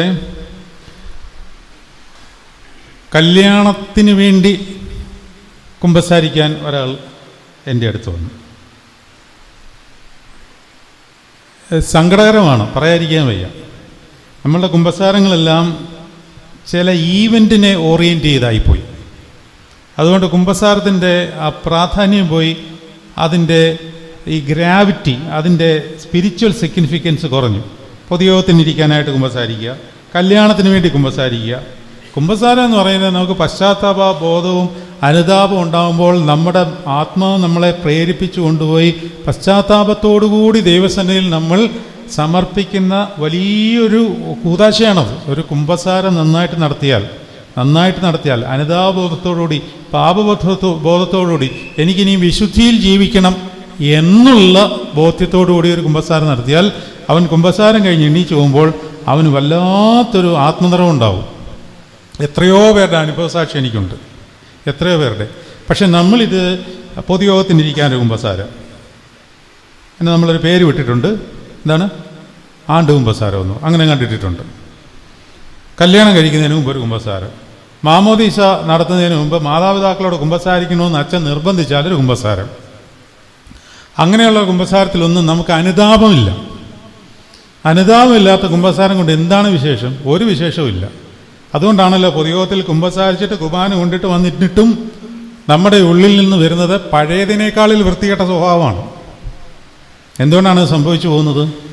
നമ്മുടെ ഉള്ളിൽ നമ്മൾ എന്താണ് എടുത്തിരിക്കുന്നത്, റിസീവ് ചെയ്തിരിക്കുന്നത് എന്നുള്ള ബോധ്യമില്ല, അത് ആക്ടിവേറ്റ് ആയിട്ടില്ല. കുർബാനയ്ക്ക് അനുഭവിച്ചു, പക്ഷെ സംഗതി ആക്ടിവേറ്റ് ആയിട്ടില്ല. അപ്പോൾ ഈ ബോധ്യം കൃത്യമായിട്ട് നമ്മുടെ കുടുംബജീവിതത്തിലുണ്ടാവണം. സ്പിരിച്വൽ മാച്യൂരിറ്റി അതെങ്ങനെയാണ് ഉണ്ടാക്കേണ്ടത്? അത് സത്യം പറഞ്ഞാൽ ദൈവത്തിൻ്റെ ഒരു കൃപാവരത്തിൽ നമുക്ക് വന്നു ചേരേണ്ടതാണ്. ഇല്ല എന്നുണ്ടെങ്കിൽ കർത്താവിനോട് നമ്മൾ ചോദിച്ച് വാങ്ങിക്കണം. ചോദിച്ച് വാങ്ങിക്കാനുള്ള കാര്യം ചോദിച്ച് തന്നെ വാങ്ങിക്കണം. പക്ഷെ നമ്മളുടെ ദൈവികമായ വ്യാപാരങ്ങളുള്ള ഈ ഇടപാടുകൾ, പ്രാർത്ഥന എന്ന് പറയുന്നത് ഇത്തരം കാര്യങ്ങളൊന്നുമല്ല ചോദിക്കുന്നത്. നമ്മുടെ ജീവിത കാര്യങ്ങൾ ക്രമപ്പെടുവാനും ഈ ലോകത്തിൽ നമുക്ക് വേണ്ട കാര്യങ്ങളെല്ലാം കൃത്യമായിട്ട് സാധിപ്പിച്ചു തന്നില്ലെങ്കിൽ അത് സാധിപ്പിച്ചെടുക്കുവാനും വേണ്ടിയുള്ള ഒരു ഉപാധിയായിട്ട് കർത്താവിനെയും പരിശുദ്ധ മാതാവിനെയും സകലതിനെയും തരം താഴ്ത്തിയിരിക്കുകയാണ്. അങ്ങനെ തരം താഴ്ത്തി ഇപ്പോൾ സകലതും ആത്മീയതയിൽ വികലമായിട്ട് മാറിക്കഴിഞ്ഞു. കർത്താവിനെ പോലും നമ്മൾ വികലമാക്കി. മാതാവിനെ പിന്നെ പറയണ്ട, ഇനിയും വികലമാക്കാൻ ഇനി ഒന്നുമില്ല, അതുപോലെ ആക്കി കഴിഞ്ഞു. പരിശുദ്ധ സുറിയാനി സഭയിൽ പരിശുദ്ധ മാതാവിന് ഒറ്റ പേരേ ഉള്ളൂ. എന്താണ് ആ പേര്? ഒരു വിശേഷണം, ദൈവമാതാവ്. വേറൊരു പേരിലും മാതാവ് അറിയപ്പെടുന്നില്ല. അല്ലാതെ ഓരോ സ്ഥലത്തിൻ്റെ പേരിലോ അല്ലെങ്കിൽ ഓരോ ഇമോഷൻസിൻ്റെ പേരിലൊക്കെ അറിയപ്പെടുന്നുണ്ട്. ചില പ്രോബ്ലങ്ങൾ നിൽക്കുന്ന എന്ത് പ്രോബ്ലമാണോ അതിൻ്റെ പേരിൽ അറ്റത്തുകൊണ്ട് മാതാവിൻ്റെ പേര് വെച്ചേക്കാണ്. ഞാൻ പറഞ്ഞോട് വന്നത്, ഇത് ഭയങ്കര വികലമായ ആധ്യാത്മികതയുടെ ഒരു കാലമാണ്. ആ കാലത്തിലാണ് നമ്മളെല്ലാവരും ഇപ്പോൾ ജീവിക്കുന്നത്. പക്ഷെ നമുക്കുള്ള ഒരു ഭാഗ്യമെന്ന് പറയുന്നത്, ഭാഗ്യമെന്ന് ഞാൻ പറയുന്നു, ഇതില്ലാതിരുന്ന ഒരു കാലത്ത് നമ്മളെല്ലാം ഉണ്ടായിട്ടുണ്ട്. ഇവിടെ 50 വയസ്സിന് മുകളിലുള്ള എല്ലാവർക്കും ഈ മൊബൈൽ ഫോണോ ഇത്തരം വികലമായ ആധ്യാത്മികതയോ ഒന്നുമില്ലാതിരുന്ന ഒരു കാലത്ത് ജീവിച്ചിട്ടുള്ളവരാണ് നിങ്ങൾ. നിങ്ങളാണ് ഈ വികലമായ ആധ്യാത്മികത കണ്ടിട്ട് മനസ്സിലാവാതെ സ്പിരിച്വൽ മച്യൂരിറ്റി ഇല്ലാതെ നശിച്ചു പോകുന്നത്. ഹോശേയ പ്രവചനത്തിൽ ഇങ്ങനൊരു വചനമുണ്ട്, പരിജ്ഞാനമില്ലായ്കയാൽ എൻ്റെ ജനം ബാക്കി പറയൂ പറയണം നിങ്ങൾ. പരിജ്ഞാനമില്ലായ്കയാൽ എൻ്റെ ജനം നശിച്ചു പോകുന്നു. കുറച്ച് പേരെങ്കിലും വേദപുസ്തകമൊക്കെ വായിക്കുന്നവരാക്കിയാൽ ദൈവത്തെ സ്തുതിക്കുന്നു, ബാക്കിയുള്ളവർ വായിക്കാത്തവരല്ല എന്നല്ല, നിങ്ങൾ പറയാനുള്ള ഒരു വിഷമം കൊണ്ടാണ്. അല്ലെങ്കിൽ തെറ്റിപ്പോകുമോ? തെറ്റിട്ട് കുഴപ്പമൊന്നുമില്ല. കുറച്ച് പറയിക്കുന്നത് എന്തിനാന്ന് ചോദിച്ചാൽ ഉറങ്ങുന്നവരൊന്ന് ഉണരട്ടെ എന്നുള്ള ഒരു ഉദ്ദേശത്തിലാണ്. ഉറങ്ങിയവരെ നിങ്ങൾ ഉണർന്നെഴുന്നേറ്റ് സ്തുതിപ്പീൻ, അതിനുവേണ്ടി പറയുന്നു എന്ന് മാത്രമേ ഉള്ളൂ. അപ്പോൾ ഈ കാലഘട്ടത്തിലും അന്നത്തെ കാലഘട്ടത്തിലും ജീവിച്ചിരുന്നവരാണ് നമ്മൾ. നമുക്കറിയാം, ഒരു കാലത്ത് നമ്മുടെ കുടുംബജീവിതത്തിൽ നമ്മുടെ മാതാപിതാക്കൾ എങ്ങനെ നിഷ്ഠയുള്ളവരായിരുന്നുവെന്ന് കൃത്യമായിട്ട് അറിയാവുന്നവർ അനേകർ ഇവിടെ ഇരിപ്പുണ്ടില്ലേ? ഇല്ലേ? ഞാൻ പറയട്ടെ, എനിക്ക് ഉറപ്പ് പറയാൻ പറ്റും, ഞാൻ നിങ്ങൾക്ക് ആരുമായിട്ട് വലിയ പരിചയമുള്ളവരല്ല, കുറച്ച് പേരെയൊക്കെ പരിചയമുണ്ടെന്നുള്ളതേ ഉള്ളൂ. എങ്കിലും ഞാൻ പറയാം, ഒരു 50 വയസ്സിന് മുകളിലുള്ളവരുടെ മാതാപിതാക്കൾ, എങ്ങനെ 50 വയസ്സിനുള്ള മുകളിലുള്ളവരുടെ മാതാപിതാക്കൾ, കുഞ്ഞുങ്ങളെ നിങ്ങൾ കേട്ടോണം കേട്ടോ, മക്കളെ നിങ്ങൾ കേട്ടോണം. നിങ്ങൾ എന്നിട്ട് മനസ്സിലാലോചിച്ചാൽ മതി, എൻ്റെ അപ്പനും അമ്മയും ഇപ്പോൾ എങ്ങനെയാണെന്ന് നിങ്ങൾ ആലോചിക്കുക. അപ്പം നിങ്ങൾക്കൊരു പരീക്ഷണവും കൂടി ഇരിക്കട്ടെ. വിളിക്കണ്ടായിരുന്നു അല്ലേ? അതായത് നിങ്ങളുടെ മാതാപിതാക്കൾ, അതായത് ഇവിടെ ഇരിക്കുന്നവരിൽ 50 വയസ്സിന് മേളിലുള്ളവരുടെ മാതാപിതാക്കളിൽ ഭൂരിഭാഗവും ജോർജ് അച്ഛൻ്റെ അപ്പനെ അമ്മയുടെ ഉൾപ്പെടെ ഞാൻ പറയുന്നു, ഞായറാഴ്ച ദിവസം അവർക്ക് ദേവാലയത്തിൽ പോകുവാൻ പ്രത്യേക വസ്ത്രം ഉണ്ടായിരുന്നു. ഉണ്ടോ ഇല്ലേ? നിങ്ങൾ പറ. ഉണ്ടായിരുന്നില്ലേ? നിങ്ങൾക്കിപ്പോൾ ഉണ്ടോ? അടുത്ത ചോദ്യമുണ്ട്, ഉണ്ടോ? അതാണ് എന്ന് പറഞ്ഞാൽ കാലം മാറിയതിനനുസരിച്ച് നിങ്ങൾ കോലം കെട്ടി, നിഷ്ഠകൾ വിട്ടു, സ്പിരിച്വൽ മെച്യൂരിറ്റി നഷ്ടപ്പെട്ടു. എന്നിട്ട് പറയുകയാണ്, എൻ്റെ മക്കൾ നന്നായിരിക്കണമേ കർത്താവേ. എങ്ങനെ നന്നാവാനാണ്? നമ്മളിത് കൊടുക്കണ്ടേ? ഇതൊരു ഫ്ലോ എന്ന് പറഞ്ഞാൽ കുടുംബത്തിലേക്ക് ഒരു കൃപാവരം ഇറങ്ങി വരണം. അപ്പോൾ ഈ കുടുംബത്തിൽ ഒരു കൃപാവരം ഇറങ്ങി വരണമെന്നുണ്ടെങ്കിൽ മറ്റൊരു കുടുംബത്തിൽ നിന്നേ അത് വരുവാൻ പറ്റത്തുള്ളൂ. അതുകൊണ്ടാണ് ഞാൻ ആദ്യം പറഞ്ഞത്, എനിക്ക് കുടുംബമില്ല എങ്കിലും ഒരു കുടുംബമുണ്ട്. ആ കുടുംബം എവിടാണെന്നുള്ളത് എഫേസ്യ ലേഖനം 3-ാം അധ്യായം 14-ാം വാക്യം. എഫേസ്യ ലേഖനം 3-ാം അധ്യായം 14-ാം വാക്യം വായിക്കാമോ? അത് നിമിത്തം ഞാൻ സ്വർഗത്തിലും ഭൂമിയിലുമുള്ള സകല കുടുംബങ്ങൾക്കും പേർ വരുവാൻ കാരണമായ പിതാവാം ദൈവത്തിൻ്റെ സന്നിധിയിൽ മുട്ടുകുത്തുന്നു. അപ്പോൾ എവിടെല്ലാം കുടുംബമുണ്ട്? സ്വർഗത്തിലൊരു കുടുംബമുണ്ട്, ഭൂമിയിലൊരു കുടുംബമുണ്ട്. അപ്പം സ്വർഗത്തിലെ കുടുംബത്തിലും ഭൂമിയിലെ കുടുംബത്തിലും പേർ വരുവാൻ കാരണമായിരിക്കുന്നവൻ, എല്ലാത്തിനും കാരണഭൂതനായിരിക്കുന്ന പിതാവാം ദൈവത്തിൻ്റെ സന്നിധിയിൽ ഞാൻ മുട്ടുകുത്തുന്നു എന്ന് പറഞ്ഞുകൊണ്ട് പൗലോസ്ലീഹയുടെ അതിശ്രേഷ്ഠമായൊരു പ്രാർത്ഥനയാണിത്. ഞാൻ മുമ്പേ പറഞ്ഞില്ലേ, നമ്മൾ പ്രാർത്ഥിക്കുമ്പോൾ എന്തെല്ലാം കാര്യങ്ങളാണ് പ്രാർത്ഥിക്കുന്നത്? പ്രാർത്ഥനയില്ല, അത് വേറെ, അതിലേക്ക് ഞാൻ വരുന്നുണ്ട്, അതവിടെ നിൽക്കട്ടെ, അത് വരുന്നുണ്ട്, സ്പിരിച്വൽ മെച്യൂരിറ്റിയുടെ ഭാഗമായിട്ട് അത് വരുന്നുണ്ട്. പക്ഷേ ഇനി ഇൻ കേസ് നമ്മളൊരു പ്രാർത്ഥിക്കുന്ന ആളാണെങ്കിൽ തന്നെ നമ്മുടെ പ്രാർത്ഥനാ വിഷയങ്ങൾ എന്താ? ഇപ്പോൾ തന്നെ ഇവിടെ പേരുകൾ മാത്രമേ ഉണ്ടായിരുന്നുള്ളൂ, വിഷയങ്ങളില്ലായിരുന്നു. ഞങ്ങളവിടെ ആശ്രമത്തിൽ എല്ലാ ദിവസവും കുർബാനയുണ്ട്, എവറി ഡേ. ഇപ്പോൾ ഖബറിൽ ഒരു പുസ്തകം വെച്ചിട്ടുണ്ട്, ഒരു ബുക്ക്. ഇപ്പോൾ പ്രാർത്ഥനാ വിഷയങ്ങൾ എഴുതണം. ഞങ്ങളിന്ന് ഈ കുർബാനയ്ക്ക് ഈ ബുക്ക് എടുത്തു വെച്ച് തുയോബയ്ക്ക് ഇത് നോക്കുമ്പോൾ എൻ്റെ ശ്രദ്ധയിൽ അവിടെ എഴുതി വച്ചിരിക്കുന്ന വിഷയങ്ങളെല്ലാം ഈ ലോകപരമായി ബന്ധപ്പെട്ട കാര്യങ്ങളുടെ സാധൂകരണത്തിന് മാത്രമാണ്. ആത്മീയമായ സ്പിരിച്വൽ മെച്യൂരിറ്റി ഉള്ള ഒരു പ്രാർത്ഥന വളരെ വിരളമാണ്. കഴിഞ്ഞിടയ്ക്ക് ഒരു ആൾ പേരെഴുതിയിട്ട് പിതാവേ എന്ന് പറഞ്ഞാൽ കുർബാന ചൊല്ലുന്ന പുരോഹിതനെ അഡ്രസ് ചെയ്തിരിക്കുക, പേരെഴുതി വെച്ചിട്ട് താഴെ പിതാവേ, വിശുദ്ധിയിൽ ജീവിക്കുവാൻ സാധിക്കുന്നില്ല, വിശുദ്ധിയിൽ ജീവിക്കാനുള്ള കൃപാവരത്തിന് വേണ്ടി പ്രാർത്ഥിക്കണമേ. അതുകൊണ്ട് വായിച്ചപ്പോഴേ നമുക്കങ്ങ് നിറഞ്ഞു. മറ്റേതെല്ലാം വിസ കിട്ടണം, പിന്നെ കച്ചവടം നന്നാകണം, കടബാധ്യത മാറണം, ഇതൊന്നും മാറണ്ടെന്നല്ല, മാറത്തില്ലെന്നുമല്ല, ഇതൊന്നും പ്രാർത്ഥിക്കേണ്ടെന്നുമല്ല. പക്ഷേ മുമ്പേ അവൻ്റെ രാജ്യവും നീതി അന്വേഷിക്കാൻ ആളില്ലിപ്പോൾ, ആളില്ലെന്നേ. മുമ്പേ അവൻ്റെ രാജ്യവും നീതി അന്വേഷിക്കാൻ ആളില്ല. അപ്പോൾ സ്വർഗത്തിലൊരു കുടുംബമുണ്ട്. അപ്പോൾ ഇതൊരു 1 യൂണിറ്റാണ്. നമ്മൾ ആ കുടുംബത്തിൻ്റെ അംഗങ്ങളാണ്. അപ്പോൾ അതിൻ്റെ ഭാഗമായിട്ട് നമ്മൾ ആരാധനയെ സംബന്ധിക്കുമ്പോൾ സ്വർഗത്തിലും ഭൂമിയിലുമുള്ള കുടുംബങ്ങൾക്ക് കാരണമായ പിതാവാം ദൈവത്തിൻ്റെ സന്നിധിയിൽ ഞാൻ മുട്ടുകുത്തുന്നു എന്ന് പറഞ്ഞിട്ട് പൗലോസ്ലീഹ പ്രാർത്ഥിച്ച പ്രാർത്ഥന ഒന്ന് പഠിക്കണമെങ്കിൽ ഒരു 2 ദിവസത്തെ ക്ലാസ്സെങ്കിലും വേണ്ടി വരും. അവൻ തൻ്റെ ധനത്തിൻ്റെ മഹത്വത്തിൽ നിർത്തുകൊണ്ട് അവൻ്റെ ആത്മാവിനാൽ നിങ്ങളുടെ അകത്തെ മനുഷ്യനെ സംബന്ധിച്ച് നിങ്ങൾ ശക്തിയോടെ ബലപ്പെടേണ്ടതിനും ക്രിസ്തു വിശ്വാസത്താൽ നിങ്ങളുടെ ഹൃദയത്തിൽ വാഴേണ്ടതിനും വരം നൽകണമെന്നും നിങ്ങൾ സ്നേഹത്തിൽ വേരൂന്നി അടിസ്ഥാനമുള്ളവരായി വീതിയും നീളവും ഉയരവും ആഴമെന്ന് സകല വിശുദ്ധന്മാരോട് ഗ്രഹിപ്പാനും പരിജ്ഞാനത്തെ കവിയുന്ന ക്രിസ്തുവിൻ്റെ സ്നേഹത്തെ അറിയുവാനും പ്രാപ്തരാകണമെന്നും അങ്ങനെ ദൈവത്തിൻ്റെ എല്ലാ നിറവിനോളും നിറഞ്ഞു വരണമെന്നും ഞാൻ പ്രാർത്ഥിക്കുന്നു. അടുത്ത വരിയിൽ എഴുതിയിരിക്കുകയാണ്, അങ്ങനെയെങ്കിൽ നിങ്ങൾ ചോദിക്കുന്നതിലും നനയ്ക്കുന്നതിലും പരമമായി നിങ്ങൾക്ക് ചെയ്തു തരുവാൻ കഴിയുന്ന അവൻ്റെ വ്യാപാര ശക്തിയിൽ സഭയിലും യേശുക്രിസ്തുവിലും തലമുറ തലമുറയോളം എന്നും നീക്ക് മഹത്വം ഉണ്ടായിരിക്കട്ടെ എന്നാണ്. അപ്പോൾ ചോദിക്കുന്നതിലും നനയ്ക്കുന്നതിലും പരമമായി നിങ്ങൾക്ക് തരുവാൻ കഴിയുന്ന ഒരു പരിശുദ്ധനാകുന്ന ദൈവം അവിടെയുണ്ട്. പക്ഷേ നമ്മൾ ചോദിക്കുന്നത് എന്താണെന്നുള്ളത് സ്പിരിച്വൽ മെച്യൂരിറ്റി ഉണ്ടെങ്കിലേ പിടികിട്ടത്തുള്ളൂ. അപ്പോൾ കുടുംബജീവിതത്തിൽ ഈ സ്പിരിച്വൽ മെച്യൂരിറ്റി എവിടെ നിന്ന് കിട്ടും? ഇത് മാതാപിതാക്കളിൽ നിന്ന് സ്വീകരിക്കണം. മാതാപിതാക്കൾ എവിടെ നിന്ന്, ആദ്യ കുടുംബം എവിടെ നിന്നാണ് സ്വീകരിച്ചത്? ഈ ശുശ്രൂഷയിൽ കിരീടവാഴ്വിൽ നിന്നും ഈ ശുശ്രൂഷ മുഴുവനായിട്ടും നമ്മൾ സ്വീകരിച്ച വരമാണത്. ഇത് സ്വീകരിച്ച വരമാണ്. എഫെസ്യ ലേഖനം 1:3 വായിക്കാമോ?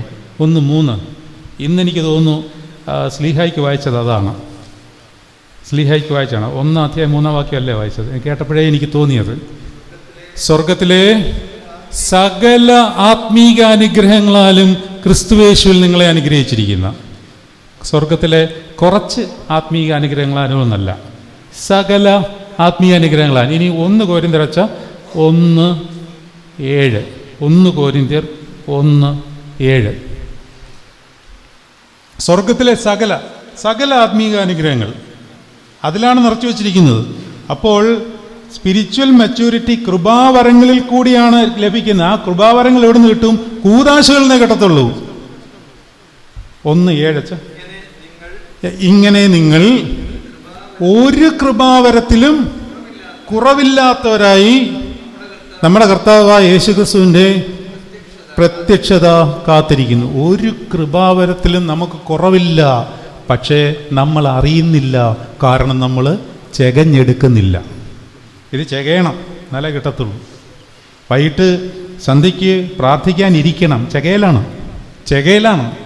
അല്ലാതെ മാമോദീസായ്ക്ക് എനിക്ക് കിട്ടിയെന്ന് പറഞ്ഞുകൊണ്ട് അവിടെ ഇരിക്കത്തേ ഉള്ളൂ, ചാരം പിടിച്ച്. വൈകിട്ട് സന്ധ്യയ്ക്ക് സമയം കണ്ട് കുടുംബജീവിതത്തിലെ അപ്പനും അമ്മയും അവിടെ ഇരിക്കുന്നത് പിള്ളേർ കാണണം. എൻ്റെ വല്യമ്മച്ചിയും നിങ്ങളുടെ വല്യമ്മച്ചിമാരും, ഞാൻ എൻ്റെ എന്ന് പറയുമ്പോൾ നിങ്ങളുടെയും കൂടെ ചേർത്താണ് പറയുന്നത്, അവർ നിങ്ങളോട് പറഞ്ഞു തന്നിട്ടില്ലേ, എടാ കൊച്ചേ, നിന്നെ എടുത്തു വെച്ച് മടിയിൽ വെച്ചുകൊണ്ടായിരുന്നു ഞാൻ പ്രാർത്ഥിച്ചുകൊണ്ടിരുന്നതെന്ന് പറയാറില്ലേ? നിങ്ങൾക്കറിയാം ഈ മാത്യൂസ് റമ്പാച്ചൻ എങ്ങനെയാണ് ഇത്രയും വിശുദ്ധനായതെന്ന്. അച്ഛൻ ഇന്ന് മാത്യൂസ് റമ്പാച്ചനെ പറ്റി പറഞ്ഞു. റമ്പാച്ചനെ പറ്റി എനിക്ക് ഓർക്കുമ്പോൾ റമ്പാച്ചൻ്റെ ഏറ്റവും വലിയ നൽവരമെന്ന് പറയുന്നത് കണ്ണുനീരിൻ്റെ ഗ്രേസ് ഉണ്ടായിരുന്നു. ഞാൻ കണ്ടിട്ടുണ്ട്. ഞാൻ ഈ പ്രായത്തിലൊക്കെ, ഈ കുഞ്ഞുങ്ങളുടെ പ്രായത്തിലൊക്കെ ഈ വെള്ളിയാഴ്ച വൈകിട്ട് അവിടെ പോയി നിൽക്കുമായിരുന്നു. ചുമ്മാ അതെന്നെ നിർബന്ധിച്ചുകൊണ്ട് എൻ്റെ അപ്പൻ കൊണ്ടുവിടുമായിരുന്നു. ചുമ്മാ നിന്ന് പോയിട്ട് വാടാന്ന് പറയും. ഞാൻ തിങ്കളാഴ്ച ആകുമ്പോൾ തിരിച്ചു വരും. അപ്പോൾ അവിടെ എന്നും കുർബാനയുള്ളതുകൊണ്ട് ഈ റമ്പാപ്പച്ചന് കുർബാനയ്ക്ക് തുയോബയ്ക്ക് കയറിയാൽ മിനിമം 2 മണിക്കൂർ എടുക്കും തുയോബയ്ക്ക്. അതുകൊണ്ട് ഞങ്ങളെല്ലാവരും അങ്ങ് പോകും, അവസാനമാകുമ്പോൾ വന്നാൽ മതിയല്ലോ. പക്ഷെ ഞാൻ പലപ്പോഴും കണ്ടിട്ടുണ്ട്, ആ തുയോബയ്ക്ക് നിൽക്കുമ്പോൾ കണ്ണുനീര് ധാരധാരയായി ഒഴുകിയിട്ട് ഞാൻ തബല കൊണ്ടുവന്ന് വെയിലത്തിട്ടിട്ടുണ്ട്. അല്ലെങ്കിൽ തബല എന്ന് പറഞ്ഞാൽ മനസ്സിലായോ? വിശുദ്ധ ത്രോണോസിന്മേൽ വയ്ക്കുന്ന ഒരു പ്രത്യേക പലകയുണ്ട്, അതിന് മേളിൽ വെച്ചാണ് കുർബാന ചൊല്ലുന്നത്. അപ്പോൾ അതിന് മേളിൽ വെച്ചിരിക്കുന്ന തുണിയും ആ പലകയും കുതിർന്നിട്ട്, അക്ഷരാർത്ഥത്തിൽ ഞാൻ നിങ്ങളോട് പറയുകയാണ്. ഇത് പറഞ്ഞെന്തിനാണെന്നറിയാമോ? ഈ ഗ്രേസ് എവിടെ നിന്ന് കിട്ടിയെന്നറിയാമോ? വലിയ റമ്പാച്ചൻ തന്നെ ഞങ്ങളോട് പറഞ്ഞിട്ടുണ്ട്, നിൻ്റെ വല്യമ്മച്ചി എന്നെ മടിയിലിരുത്തി കരയുന്നത് എൻ്റെ മുഖത്ത് വീഴുമായിരുന്നുവെന്ന് വല്യമ്മച്ചി പറഞ്ഞു കൊടുത്തിട്ടുണ്ടെന്ന്. അതാ പറയുന്നത്, ഈ ഫ്ലോ ഇറങ്ങണം. ഈ കൃപാവരം കിട്ടിയാൽ പോരാ, കൃപാവരം ചെകഞ്ഞെടുത്തില്ലെങ്കിൽ ഇതുകൊണ്ടൊന്നും പ്രയോജനമില്ലാതെ പോകും. വിശുദ്ധ കുർബാന അനുഭവിച്ചിട്ട് നിങ്ങൾ പഴയ മനുഷ്യനെ പോലെ ബിഹേവ് ചെയ്തിട്ട് എന്തിനാണ് വിശുദ്ധ കുർബാന അനുഭവിക്കുന്നത്? എല്ലാവരും വിശുദ്ധ കുർബാന അനുഭവിച്ചു, സന്തോഷമാണ്. ഇന്നലത്തെക്കാളിൽ വിശുദ്ധി ഇന്ന് വേണം, ഇന്നത്തെക്കാളിൽ വിശുദ്ധി നാളെ വേണം.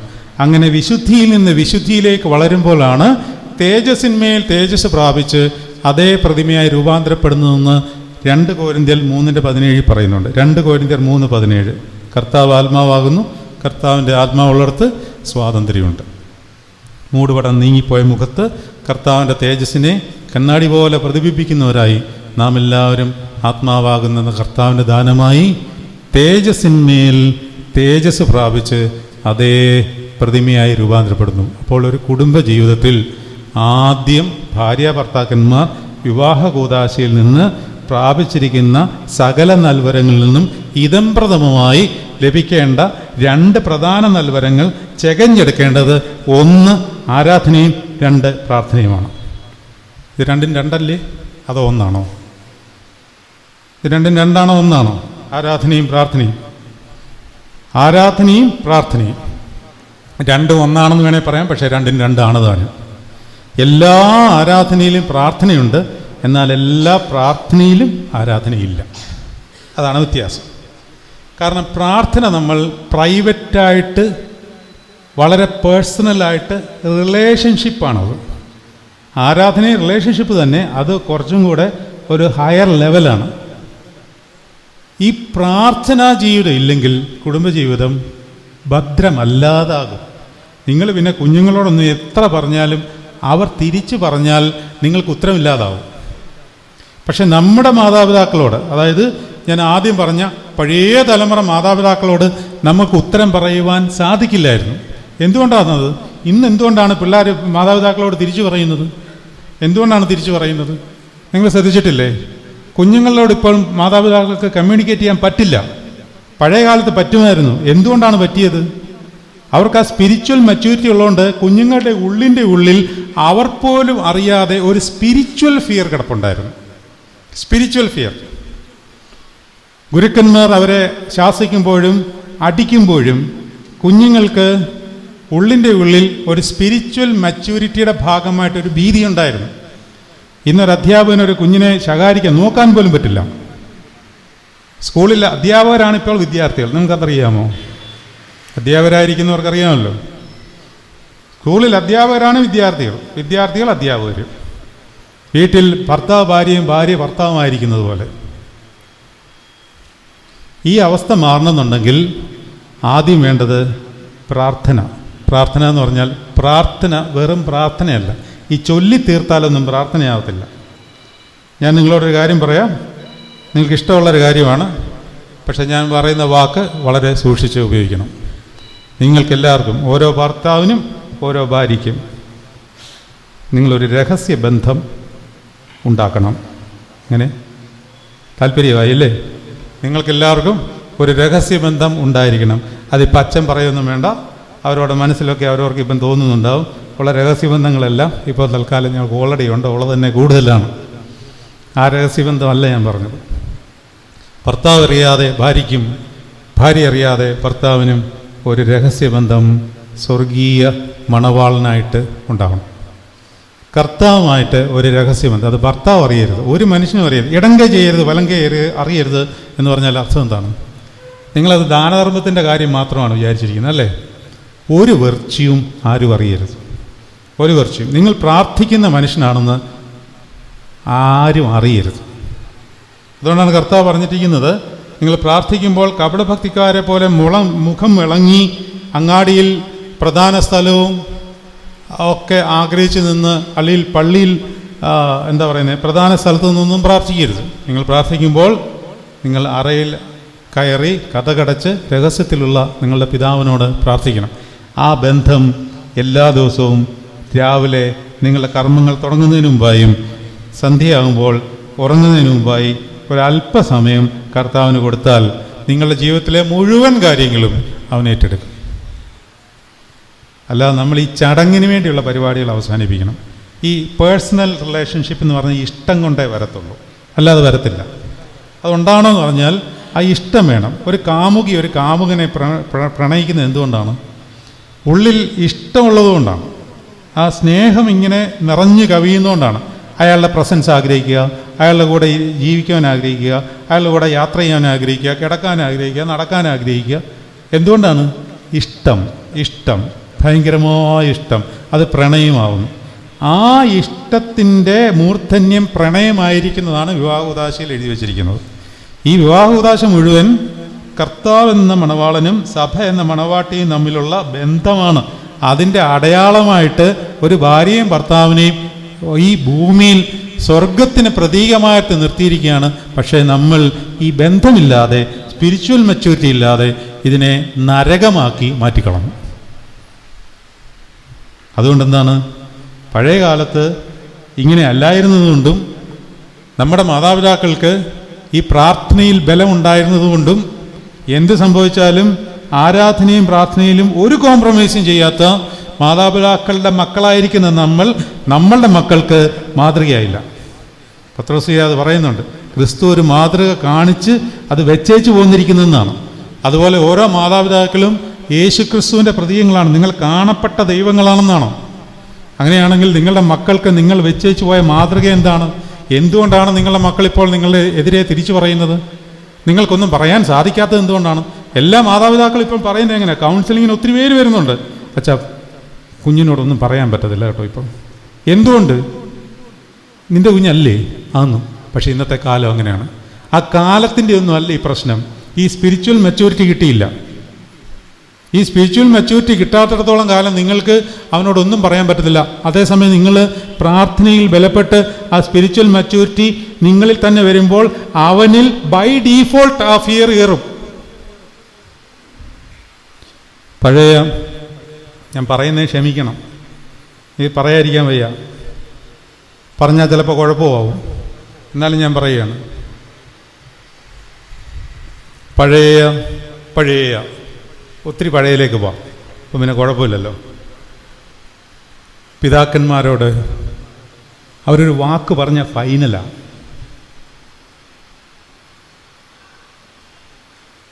നമുക്കൊന്നും കണ്ടിട്ടില്ലാത്ത പിതാക്കന്മാരെ എടുക്കാം.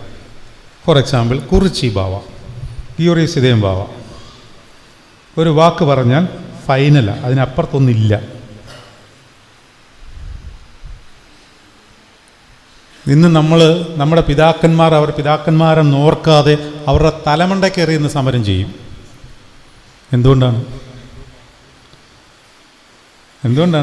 പിതാക്കന്മാരും ചിന്തിക്കണം, നമ്മളും ചിന്തിക്കണം. നമുക്ക് സ്പിരിച്വൽ ഫിയർ ഉണ്ടാക്കി തരേണ്ടവർ അത് നമ്മളിലേക്ക് കൈമാറുന്നില്ല. അതൊരു ഘടകമാണ്.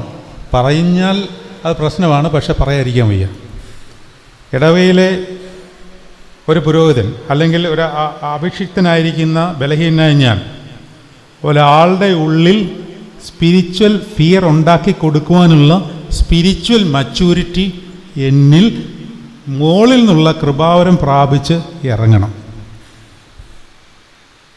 അദ്ദേഹത്തോട് കളിക്കരുത് എന്ന് തോന്നൽ ഒരു സ്പിരിച്വൽ ഫാദറിൽ മക്കൾക്കുണ്ടാവണം.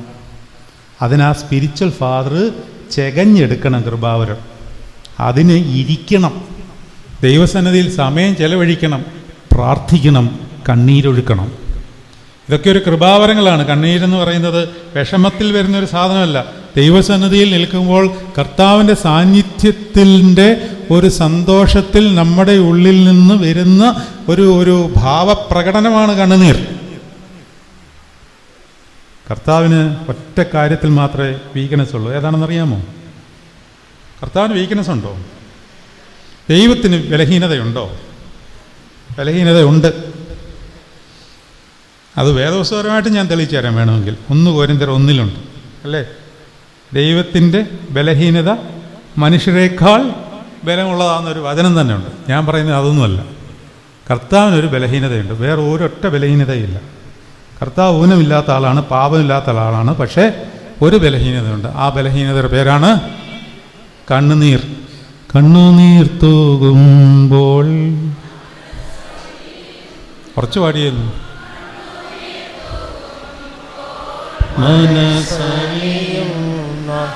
ദൈവത്തിനു സ്തോത്രം ഇന്നോമെന്നേക്കും. എൻ്റെ ദൈവത്തിനു സ്തോത്രം ഇന്നോമെന്നേക്കും. കാളുറ്റു സ്നേഹിക്കുന്ന പെറ്റ തള്ളയേക്കാൾ ഉറ്റു സ്നേഹിക്കുന്ന ദൈവത്തിനു സ്തോത്രം എന്നുമെന്നേക്കും. എൻ്റെ ദൈവത്തിനു സ്തോത്രം ഇന്നുമെന്നേക്കും. അപ്പോൾ എല്ലാ കുടുംബജീവിതത്തിലുള്ള ഭാര്യാഭർത്താക്കന്മാരെ, മാതാപിതാക്കളെ നിങ്ങൾ ശ്രദ്ധിച്ചുകൊള്ളുക. നിങ്ങളുടെ കുഞ്ഞുങ്ങൾക്ക് നിങ്ങളൊരു സ്പിരിച്വൽ ഫിയർ നിങ്ങൾ ഉണ്ടാക്കണം. അത് നിങ്ങൾ ഉണ്ടാക്കാൻ പോയി കഴിഞ്ഞാലൊന്നും ഉണ്ടാവില്ല. നിങ്ങളല്ല അത് ഉണ്ടാക്കുന്നത്, ഉണ്ടാക്കേണ്ടത് ഉടയതമ്പുരാനാണ്. ഉടയതമ്പുരാൻ്റെ അടുക്കൽ പോയി നിങ്ങളിരുന്ന് കരയുന്നത് നിങ്ങളുടെ മക്കൾ കാണണം. അങ്ങനെ നിങ്ങൾ നിങ്ങളുടെ മാതാപിതാക്കളെ പറ്റി കണ്ടിട്ടുണ്ട്, എനിക്കറിയാം. നിങ്ങളെ ആരെയും എനിക്ക് പരിചയമില്ല, പക്ഷേ എനിക്ക് ഉറപ്പാണ് നിങ്ങളുടെ മാതാപിതാക്കൾ തൂകിയിട്ടുള്ള കണ്ണുനീരിൻ്റെ ബാക്കി പത്രമാണ് നിങ്ങൾക്ക് ലഭിച്ചിരിക്കുന്ന സർവ്വകൃപാവരങ്ങളും. പക്ഷെ അത് പന്തലുവെയ്ത്തായി പോകരുത്. എന്താണ് പന്തലുവെയ്ത്ത്? പന്തലുവെയ്ത്ത് എന്ന് പറഞ്ഞാൽ, പന്തലിൽ മഴ പെയ്യുമ്പോൾ അതിങ്ങനെ കുഴിഞ്ഞിട്ട് അതിൻ്റെ സൈഡിൽ കൂടെ വെള്ളം ശക്തമായിട്ട് വീണുകൊണ്ടിരിക്കും. ഭയങ്കര ശബ്ദമാണ്. അകത്ത് നിൽക്കുന്നവർ വിചാരം എന്തുവാണെന്നറിയാമോ? ഭയങ്കര മഴ പെയ്യുവാണെന്ന്. മഴയൊക്കെ തിന്നു, ഇവനെ അറിഞ്ഞിട്ടില്ല. പന്തൽ പെയ്ത്താണ് ഇപ്പോൾ സംഭവിച്ചുകൊണ്ടിരിക്കുന്ന കൃപാവർഷങ്ങൾ. ആ വർഷങ്ങൾ പന്തൽ പെയ്ത്താണ്. അതങ്ങ് തീരും, അന്നേരം നെട്ടോട്ട് ഓടും. അന്ന് ആമോസ് സുവിശേഷൻ പറയുന്ന പ്രവാചകൻ പറയുന്ന പോലെ, അപ്പത്തിനായുള്ള വിശപ്പില്ല, വെള്ളത്തിനായിട്ടുള്ള ദാഹമല്ല, യഹോവയുടെ വചനത്തിനായിട്ടുള്ള ദാഹം തന്നെ, വിശപ്പ് തന്നെ വരുന്ന ദേശത്തിന് വരുന്ന ഒരു കാലം വരും. ആമോസ് 8:12-11 മറ്റാണ്. അപ്പത്തിനായുള്ള വിശമല്ല, അങ്ങനൊരു കാലം വരും. അത് ഇനി വിദൂരമൊന്നുമല്ല. ഇപ്പോൾ തന്നെ നമ്മൾ ഇന്ത്യയുടെ സാഹചര്യം അനുസരിച്ച് നോക്കുമ്പോൾ ഒന്ന് കണ്ണോടിച്ച് നോക്കിയേ. ഇത് കേരളത്തിൽ സംഭവിക്കാൻ ഇനി അധികാരമൊന്നുമില്ല, നിങ്ങൾ വിചാരിക്കണ്ട. അന്ന് നിങ്ങളൊരു ആരാധന കാണുവാൻ കൊതിക്കും, നടക്കത്തില്ല. അത് ദൈവവചനമാണ്, നടന്നിരിക്കും. അത് ഇന്നിതിനെ ഉഴപ്പിക്കാണുകയാണ്. പള്ളിയിൽ എപ്പം പോയാണേലും പോയാൽ മതി, പോയില്ലല്ലോ എന്താണ്? അവിടെ എല്ലാം ബഹളമല്ലേ? അല്ലെങ്കിൽ അവിടെ നമുക്ക് വേണ്ടതൊന്നുമില്ലല്ലോ. പക്ഷേ ഒരു കാലത്ത് നിങ്ങൾ കൊതിക്കും, അന്ന് ആരാധന കാണില്ല. അതിൻ്റെ ഒരു സാമ്പിൾ ദൈവം 2020 കാണിച്ചു തന്നു ചെറുതായിട്ടൊന്ന്. ഇപ്പോൾ ഉടനെ അതെല്ലാം ഓൺലൈനിലുണ്ടല്ലോ. ഓൺലൈൻ അല്ല, നേരിട്ട്, അത് വേറെയാണ്. ഡയറക്റ്റ് കൃപാനുഭവവും ഓൺലൈനൊക്കെ വ്യത്യാസമാണ്. അതുകൊണ്ട് ഭാര്യയും ഭർത്താവും അപ്പനും അമ്മയും കുഞ്ഞുങ്ങളെ അവരുടെ ഉള്ളിൽ സ്പിരിച്വൽ ഫിയർ വരുത്തുവാൻ നിങ്ങൾ കർത്താവുമായിട്ട് രഹസ്യബന്ധം ഉണ്ടാക്കുക. അവിടെ ഇരുന്ന് കരയാനുള്ള കൃപയ്ക്കായിട്ട് യാചിക്കുക. അങ്ങനെ ഒരു തീക്ഷ്ണമായ ബന്ധം കർത്താവിനോടുണ്ടായി യേശുവിനോടൊരു സ്നേഹം വർദ്ധിക്കുക. ആ സ്നേഹം വർദ്ധിച്ചു തരുന്ന ഒരു കൃപയിലേക്ക് നിങ്ങൾ വന്നാൽ അതൊരു വിളിയാണ്, അതൊരു അഭിഷിക്ത വിളിയാണ്. വന്നാൽ പിന്നെ നിങ്ങൾക്ക് അവൻ്റെ ആ പ്രാഭവ വലയത്തിൽ നിന്ന് മാറിയിരിക്കുവാൻ സാധിക്കില്ല. നിങ്ങൾ എന്നും സന്ധ്യയാകുവാൻ കൊതിക്കും, എന്നും രാവിലെ ആകുവാൻ കൊതിക്കും. ഞാൻ രാവിലെയും ഉച്ചയ്ക്കും വൈകുന്നേരത്തും എൻ്റെ കർത്താവിൻ്റെ സന്നിധിയിൽ പോയിരിക്കും. എൻ്റെ കണ്ണ് യാമങ്ങളെ നോക്കിയിരിക്കുന്നു. എന്തിന്? തിരുവചനം ധ്യാനിക്കേണ്ടതിന് എൻ്റെ കണ്ണ് യാമങ്ങളെ നോക്കിയിരിക്കുന്നു എന്നൊരു സങ്കീർത്തനക്കാരൻ പറയുന്നതിൻ്റെ ഒരംശമെങ്കിലും നമുക്ക് എവിടെയെങ്കിലും വന്നിട്ടുണ്ടോ? വൈകിട്ടാവുവാൻ കൊതിക്കുക, എൻ്റെ കർത്താവിൻ്റെ അടുത്ത് കുറച്ചു നേരം ഒന്ന് ഇരിക്കുവാൻ. ബാക്കി വേലകളെല്ലാം ഈ സമയത്തെല്ലാം ചെയ്തു തീർന്നിട്ട്. ഇത് കുടുംബജീവിതത്തിൽ ശ്രദ്ധിക്കേണ്ട കാര്യമാണ്. 2, അച്ഛൻ സൂചിപ്പിച്ചു, ഒരു ആത്മീയ ഗ്രഹം കൂടെയാണ് നിങ്ങൾ പണിയുന്നത്. ആത്മീയ ഗ്രഹം. നിങ്ങൾ ലൗകികമായ ഗ്രഹങ്ങളെല്ലാം പണിയുന്നുണ്ട്. ഇന്നതിനെപ്പറ്റി പറഞ്ഞാൽ വളരെ ഭീകരമായ അനുഭവമേ പറയുവാൻ സാധിക്കത്തുള്ളൂ. നിങ്ങൾക്കറിയാമോ, കണക്കനുസരിച്ച്, ഇങ്ങോട്ട് കേട്ടോളൂ, കണക്കനുസരിച്ച് 65,000 വീടുകൾ പത്തനംതിട്ട ജില്ലയിൽ മാത്രം ചുമ്മാതടച്ചു കൂട്ടിയിട്ട് ചെതലടിച്ച് നാശമായി പോകുന്നുണ്ട്. 65,000 വീടുകൾ. കണക്കാണ്, സർക്കാരിൻ്റെ കണക്കാണ്. പത്തനംതിട്ട ജില്ലയിൽ മാത്രം. തൊട്ടപ്പുറത്ത് നമ്മുടെ സഹോദരൻ വീടില്ലാതെ കിടന്ന് കാറിക്കൂവ. ഇന്നലെയും കൂടെ എന്നെ ഒരു സ്ത്രീ വിളിച്ചു, വീടില്ല, ക്യാൻസർ അസുഖമാണ്. 65,000 വീടുകൾ. നമ്മളിങ്ങനെ പണിഞ്ഞു കൂട്ടുകയാണ്. നമുക്കൊരു തോന്നലാണ്, നമ്മളാരും, ബാക്കി പറയാമോ, നമ്മളാരും മരിക്കില്ല. നമുക്കങ്ങനെ അങ്ങ് തോന്നുകയാണ്.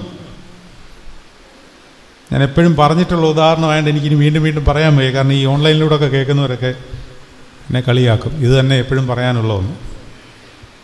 ഞാനൊരു വീട്ടിൽ പ്രാർത്ഥിക്കാൻ ചെന്നപ്പോൾ ഒരു അപ്പച്ചൻ എന്നോട് അവസാനം പറഞ്ഞാണ്, കിടക്കയിലിങ്ങനെ കിടക്കുക, മരിക്കാറായിട്ട് എണീക്കാൻ വയ്യ. വീട് കുദാശയ്ക്ക് പോയതാണ്. കുദാശ കഴിഞ്ഞ് അപ്പച്ചൻ്റെ തലയിൽ കൈവച്ചൊന്ന് പ്രാർത്ഥിക്കാനായിട്ട് തലയിലോട്ട് കൈ വയ്ക്കാൻ നേരം അപ്പച്ചൻ്റെ കൈക്ക് കൊണ്ട് പിടിച്ചിട്ട് എന്നെ അങ്ങോട്ട് വലിച്ചു. അപ്പോൾ എന്തോ ഒരു കാര്യം പറയാനാണെന്ന് എനിക്ക് മനസ്സിലായി. എനിക്കൊരു പ്രാർത്ഥനാ വിഷയമുണ്ടെന്ന് പറഞ്ഞു. അയ്യോ, എനിക്ക് സന്തോഷമായി. 90 വയസ്സോളം ആയിട്ടുണ്ടേ, നല്ലൊരു ഇങ്ങനെയുള്ളിടത്തൊക്കെ ഞാൻ മനസ്സിൽ പ്രാർത്ഥിക്കും, കർത്താവ് നല്ലൊരു അന്ത്യം അങ്ങ് കൊടുക്കണം. ഇങ്ങോട്ട് നല്ല അവസാനം. ആരായാലും നല്ല അവസാനം എന്നൊക്കെ പറയുമ്പോൾ നിങ്ങൾ വിചാരിക്കരുത് എന്താണ് ഈ നല്ല അവസാനം. അതിനെപ്പറ്റി എനിക്ക് പറയാനുണ്ട്. നല്ല അവസാനം എന്ന് പറഞ്ഞാൽ എന്താ? നല്ലൊരു അന്ത്യത്തിന് ഞങ്ങളെ യോഗ്യരാക്കണമേ. പ്രാർത്ഥിച്ചേച്ച് പോയി ആക്സിഡൻറ്റ് വന്ന് മരിച്ചു. അപ്പോൾ ഇത്രയും നാളും പ്രാർത്ഥിച്ചെല്ലാം വിഫലമായി പോയോ? എന്താണ് ഈ നല്ല അന്ത്യം? ഈ മനോരമയിലും ന്യൂസ് പേപ്പറിലൊക്കെ കാണുമല്ലോ, വലിയ സെലിബ്രിറ്റീസൊക്കെ മരിക്കുമ്പോൾ അത്രയും നാളും എല്ലാവരും ലോകം മുഴുവനും ഇത് പ്രാർത്ഥിച്ചു. ഹെഡിങ്ങാണ്, പ്രാർത്ഥനകൾ വിഫലമായി. പ്രാർത്ഥനകൾ എങ്ങനെയാണ് വിഫലമാവുന്നത്? എന്താണ് നല്ല അന്ത്യം എന്ന് പറഞ്ഞാൽ അർത്ഥം? നല്ല അന്ത്യം എന്ന് പറഞ്ഞാൽ എൻ്റെ ഒരു വലിയൊരു കൺസേൺ ആയിരുന്നു അത്. എന്താണ് ഈ നല്ല അന്ത്യം? കാരണം എനിക്ക് പ്രിയപ്പെട്ട പലർക്കും ഈ നമ്മൾ ഉദ്ദേശിക്കുന്ന നല്ല അന്ത്യമൊന്നും അല്ല ഉണ്ടായിട്ടുള്ളത്. അപ്പം ഞാനിതിങ്ങനെ കർത്തൃസന്നിധിയിലിരുന്ന് ഇതിനെപ്പറ്റി ഒന്ന് വിവേചനം ചെയ്ത്, കർത്താവ് എന്താണ് ഈ നല്ല അന്ത്യം? നിന്നെ മാത്രം പ്രണയിച്ച് ജീവിച്ച പലർക്കും എൻ്റെ മുമ്പിൽ ഈ പറയുന്ന നല്ല അന്ത്യമൊന്നും കിട്ടിയിട്ടില്ല. അതായത് നല്ല അന്ത്യം എന്നൊക്കെ നമ്മൾ പറയുമ്പോൾ മക്കളെല്ലാം ചുറ്റും വന്നിരിക്കുക, വേദപുസ്തകമൊക്കെ വായിക്കുക, വിശ്വാസ പ്രമാണമൊക്കെ ചൊല്ലുക. അത് ചൊല്ലിക്കൊണ്ടിരുന്നപ്പം എന്താണ്ടാ അപ്പച്ചൻ്റെ ശ്വാസം നിലച്ചു. അച്ഛാ, എന്തോ ഒരു അന്ത്യമായിരുന്നു. ആ വിശ്വാസ പ്രമാണം അങ്ങോട്ട് പൂർത്തീകരിക്കുകയും അച്ഛൻ്റെ പപ്പായുടെ കണ്ണ് അങ്ങോട്ട് അടയും. നല്ല ഒന്നാം തരം അന്ത്യം, കുഴപ്പമൊന്നുമില്ല. അത് നല്ല അന്ത്യം അല്ലോന്നൊന്നുമല്ല ഞാൻ പറയുന്നത്. ഞാനിങ്ങനെ കർത്താവിനോട് ചോദിച്ചപ്പോൾ കർത്താവിൻ്റെ മനസ്സിലൊരു ബോധ്യം തന്നു. എടാ കൊച്ചനെ, എൻ്റെ മരണം എങ്ങനെയായിരുന്നു? നീ അതിനെ നല്ല മരണമായിട്ടാണോ അഴുക്ക് മരണമായിട്ടാണോ കാണുന്നത്? ഏതോ തലയോട്ടി കുന്നിൻ്റെ മുകളിൽ അധർമ്മികളുടെ മധ്യത്തിൽ പരിഹാസ നിന്ദ്യനായി ക്രൂശിക്കപ്പെട്ട എൻ്റെ അന്ത്യത്തെ നീ നല്ല അന്ത്യമായിട്ടാണോ അഴുക്ക് അന്ത്യമായിട്ടാണോ കാണുന്നത്? അങ്ങനെ ഒരു വാക്കുണ്ടെങ്കിൽ. അപ്പോൾ നല്ല അന്ത്യം എന്നൊക്കെ പറഞ്ഞാൽ കർത്തൃ സാന്നിധ്യത്തിൽ മരിക്കാത്ത അതാണ്. അത് നിങ്ങൾ പ്രാർത്ഥിച്ചോണം. അതിനെപ്പറ്റി പ്രാർത്ഥിക്കാൻ തുടങ്ങിയോ ആരെങ്കിലും? എവിടെ? നിങ്ങൾ ആ ഒരു വിഷയം പ്രാർത്ഥിച്ചിട്ടുണ്ടോ ഇത്രയും നാളായിട്ട്? കർത്താവേ, എൻ്റെ മരണം എന്നാണ്, അതിനെപ്പറ്റി ഞാൻ എങ്ങനെയാണ് ഒരുങ്ങേണ്ടത്? പ്രാർത്ഥിച്ചിട്ടില്ലേ? എന്നാൽ തുടങ്ങണം, ഇതൊക്കെ തുടങ്ങണം. നിങ്ങളുടെ സമയമൊക്കെ ആയി. ഇഷ്ടപ്പെടുന്ന കാര്യം മാത്രം പറയാനല്ല ഞാനിവിടെ ഇരിക്കുന്നു. കുടുംബത്തിലെ ഞാൻ പറഞ്ഞില്ലേ, പ്രാക്ടിക്കൽ സൈഡെല്ലാം രണ്ടച്ഛന്മാരും പറഞ്ഞു തന്നു കഴിഞ്ഞു. ആവറേജ് നമുക്ക് വർഷങ്ങളൊക്കെ 60 ഉള്ളു കേട്ടോ, ബാക്കിയെല്ലാം ബോണസാണ്. അതിന് ശേഷമുള്ളവർ എന്ന് വേണേലും ഇടും. 50 ഇപ്പോഴത്തെ കണക്ക്, പിന്നെ പോട്ടെ, 60 ഞാൻ എക്സ്ട്രാ ഇട്ടു എന്നുള്ളതേ ഉള്ളൂ. അപ്പോൾ ഞാൻ പറഞ്ഞുകൊണ്ട് വന്നേ അതല്ല. നമുക്ക് കാര്യത്തിലേക്ക് വരാം. നിങ്ങൾ അതെന്താ പ്രാർത്ഥിക്കാത്തത്? നിങ്ങളൊരു കല്യാണം നടത്തിയാൽ എത്ര നാൾ ഒരുങ്ങും? ഒരു വീട് പണി എത്ര നാൾ ഒരുങ്ങും? ഒരു കൊച്ചനെ സ്കൂളിൽ വിടണം എത്ര നാൾ ഒരുങ്ങും? എന്തിനേറെ പറയുന്നു, 2-5 വയസ്സുള്ള നേഴ്സറി കുഞ്ഞിനെ ഇപ്പോഴൊരു സ്കൂളിൽ ചേർക്കണമെങ്കിൽ എന്തെല്ലാം കടമ്പ അടക്കണം, എന്തിന് മാത്രം അതിനു വേണ്ടി നമ്മൾ ഒരുങ്ങും?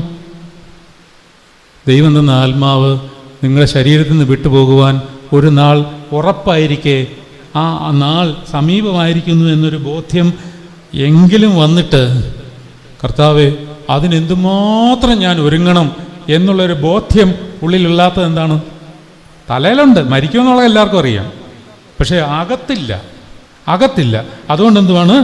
വയലോട് വയൽ കൂട്ടുകയും വീടോട് വീട് മെനയുകയും ചെയ്യുകയാണ്. യെശയ്യാപ്രവാചകന്റെ പുസ്തകത്തിൽ പറയുന്നുണ്ട്. അങ്ങനെയുള്ളവർക്ക് അയ്യോ കഷ്ടം. യെശയ്യാപ്രവചനം ഒന്ന് എടുക്കാമോ? യെശയ്യാപ്രവചനം അധ്യായം എനിക്ക് തോന്നുന്നു 5-ാം അധ്യായത്തിലാണെന്ന് തോന്നുന്നു.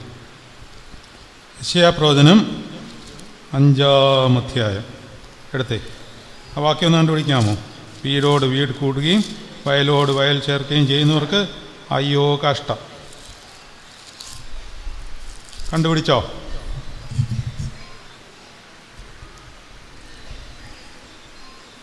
എനിക്ക് കണ്ണും പിടിക്കത്തില്ല, അതാണ് വേറെ പ്രശ്നം. 5-ാം അധ്യായം 5-ാം അധ്യായത്തിൽ ഉണ്ട്. അത് 8-ാമത്തെ വാക്യമാണോ അച്ഛാ? ആ വായിക്കട്ടെ, അച്ഛ ഒന്ന് വായിക്കാമോ? എന്നാലിതാ ഭീതി. എത്രാം അധ്യായമാണോ അച്ഛ? 5-ാം അധ്യായം 8-ാം വാക്യമാണോ? എന്നാലിതാ അന്യായം നീതിക്കായി നോക്കിയിരുന്നു, എന്നാലിതാ ഭീതി. എന്നാലിതാ ഭീതി. ഓക്കെ, വായിച്ചു വെച്ചാ. തങ്ങൾ മാത്രം ദേശമധ്യേ പാർക്കത്തക്കവണ്ണം മറ്റാർക്കും സ്ഥലമില്ലാതാകുവോളം വീടോട് വീട് ചേർക്കുകയും വയലോട് വയൽ കൂട്ടുകയും ചെയ്യുന്നവർക്ക് അയ്യോ കഷ്ടം. നമ്മളിതല്ലേ ഇന്ന് ചെയ്യുന്നത്? ആലോചിച്ച് നോക്കി. 65,000 വീടുകൾ പത്തനംതിട്ട ജില്ലയിൽ മാത്രമാണെങ്കിൽ കേരളത്തിലെ 14 ജില്ലയിൽ മിനിമം എത്ര എണ്ണം കാണും? 6,50,000 മേൽ, അല്ലെങ്കിൽ 7 ലക്ഷം വീടെങ്കിലും ചുമ്മാതെ കിടന്ന് നശിച്ച് നാറാണക്കല്ലായി പോവുകയാണ്. എന്നിട്ട് നമ്മളിവിടെ നിന്ന് ഘോരഘോരം പ്രസംഗിക്കുകയും ധ്യാനം എടുക്കുകയൊക്കെ ചെയ്തുകൊണ്ടിരിക്കുകയാണ്. മനുഷ്യൻ വീടില്ലാതെ വിഷമിക്കുകയാണ്. അങ്ങനെയുള്ളവർക്ക് അയ്യോ കഷ്ടം. അതുകൊണ്ട് നമ്മളൊരു ആത്മീയ ഗ്രഹം പണിയേണ്ടിയിരിക്കുന്നു. എങ്ങനെ പണിയും? 1 കൊരിന്ത്യർ 3-ാം അധ്യായം. 1 കൊരിന്ത്യർ 3-ാം അധ്യായം. 1 കൊരിന്ത്യർ 3-ാം അധ്യായം. 1 കൊരിന്ത്യർ 3-ാം അധ്യായം 10 മുതലുള്ള വാക്യങ്ങൾ ഒന്ന് വായിക്കാമോ? എനിക്ക് ലഭിച്ച ദൈവകൃപയ്ക്കൊത്തവണ്ണം ഞാൻ ജ്ഞാനമുള്ള ഒരു പ്രധാന ശില്പിയായി അടിസ്ഥാനം ഇട്ടിരിക്കുന്നു. ഒരടിസ്ഥാനം ഇട്ടിരിക്കുകയാണ്. വീട് പണിയുമ്പോൾ ഒരടിസ്ഥാനം ഇടണ്ടേ? ഈ പണിയാൻ പോകുന്നത് വയലോട് വയലുള്ളതും വീടോട് വീടുള്ളതും അല്ല, ആത്മീയ ഗ്രഹമാണ്. കുഞ്ഞുങ്ങളിൽ സ്പിരിച്വൽ മെച്യൂരിറ്റി ഉണ്ടാക്കുവാൻ ഉള്ള ആത്മീയ ഗ്രഹം എങ്ങനെ പണിയും എന്നുള്ളതാണ് ഇവിടെ പറയുന്നത് കേട്ടോ. ശ്രദ്ധിച്ചോണം. അച്ഛൻ ഒന്നുകൂടെ വായിച്ചേ. എനിക്ക് ലഭിച്ച ദൈവകൃപയ്ക്കൊത്തവണ്ണം ഞാൻ ജ്ഞാനമുള്ള ഒരു പ്രധാന ശില്പിയായി അടിസ്ഥാനമിട്ടിരിക്കുന്നു. കോർണർ സ്റ്റോൺ ഏതാണ്? അത് പറഞ്ഞേ. മൂലക്കല്ല് ഏതാണ്? ക്രിസ്തുവാണ്. അതിൻ്റെ മേൽ ആത്മീയ ഗ്രഹമായി നമ്മൾ പണിയാണ്. അപ്പോസ്തലന്മാർ എന്ന അടിസ്ഥാന കല്ലിന്മേൽ. അതെങ്ങനെ പണിയണമെന്നാണ് പൗലോസ്ലീഹ പറയുന്നത്. മറ്റൊരുത്തൻ മീതെ പണിയുന്നു. താൻ എങ്ങനെ പണിയുന്നു എന്ന് ഓരോരുത്തരും നോക്കിക്കൊള്ളട്ടെ. നോക്കിക്കൊള്ളട്ടെ. അപ്പോൾ വീട്ടിലെ ഭാര്യയും ഭർത്താവും നോക്കിക്കൊള്ളണം. ഞാൻ എൻ്റെ മക്കളിൽ സ്പിരിച്വൽ മെച്യൂരിറ്റി കൊണ്ടുവരാൻ വേണ്ടി എന്താണ് പണിഞ്ഞുണ്ടാക്കിയിരിക്കുന്നത്, എന്തൊക്കെയാണ് പണിഞ്ഞു കൂട്ടിയിരിക്കുന്നത്.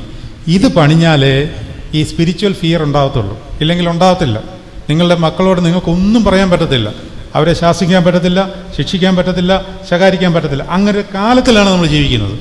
കാരണം എന്താണ്? ആ കാലം ആരുണ്ടാക്കി? ആ കാലം ഞാനും നീ ഉണ്ടാക്കിയതാണ്. നമ്മുടെ പിതാക്കന്മാർ നമുക്ക് കൈമാറി തന്ന ആ സ്പിരിച്വൽ സ്ട്രെങ്ത്, ആ കൃപാവരം അതുപോലെ നമ്മൾ ഏറ്റെടുത്തിരുന്നു എങ്കിൽ നമ്മുടെ മക്കൾക്ക് ആ നമ്മളിലേക്ക് വന്ന ഫ്ലോ അതേപോലെ അങ്ങോട്ട് പോയിരുന്നേനെ.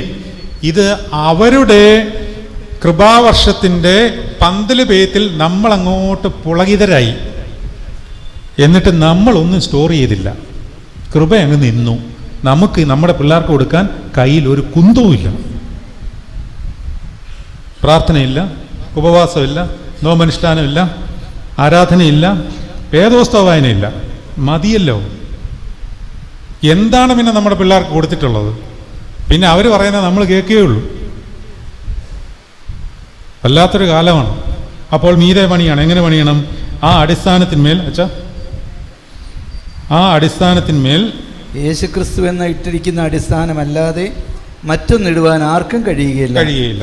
ആ അടിസ്ഥാനത്തിന് ആരെങ്കിലും പൊന്ന് വെള്ളി വിലയേറിയ കല്ല്, മരം, പുല്ല്, വൈക്കോൽ എന്നിവ പണിയും. ഇത്രയും കാര്യങ്ങളാണ് പണിയുന്നത്. പക്ഷെ ഇങ്ങനെ വായിച്ചാൽ ഇതെന്താണ് പറഞ്ഞിരിക്കുന്നതെന്ന് ഒന്നും മനസ്സിലാകത്തില്ല. അതിനാണ് ഞങ്ങളിവിടെ ഇരിക്കുന്നത് പറഞ്ഞു തരാൻ. പക്ഷെ പറഞ്ഞത് കേട്ടേച്ച് വീട്ടിൽ പോയിട്ട് ഇതെല്ലാം കൂടെ ഈ ചെവി കൂടെ കയറി ഇതിലേ കൂടെ ഇറങ്ങി പോകരുത്. നിങ്ങൾ പണിയുന്ന ആത്മീയ ഗ്രഹത്തിൽ 6 കൂട്ടം കാര്യങ്ങൾ വെച്ച് പണിയണം.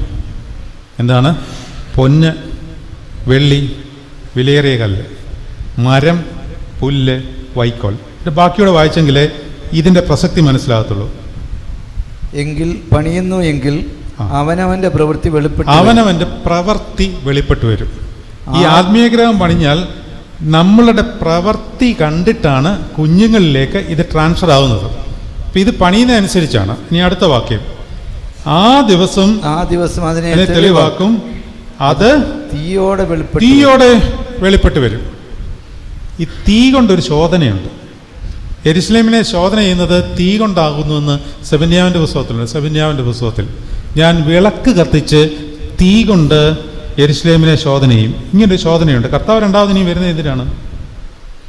എല്ലാവരെയും എടുത്ത് അങ്ങോട്ട് കൊണ്ടുപോകാൻ മാത്രമല്ല, ആദ്യം വേറൊരു പരിപാടിയുണ്ട്.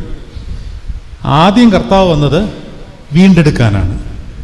ഇനിയും കർത്താവ് വരുന്നത് ശോധന ചെയ്യാനാണ്. ശോധന ടെസ്റ്റമെൻ്റ് ഉണ്ട്.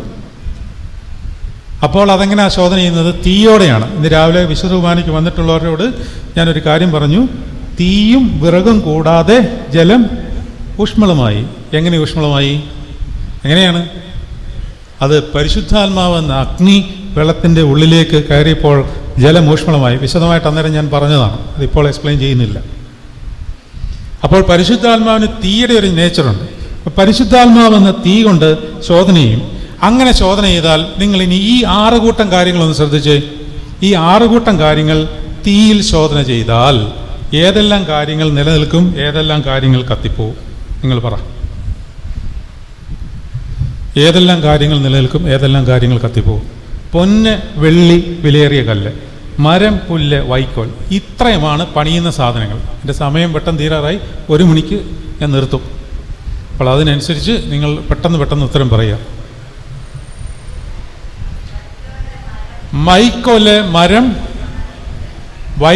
മരം, പുല്ല്, ഇവ 3 തീയിലിട്ടാൽ വെന്തുപോകും.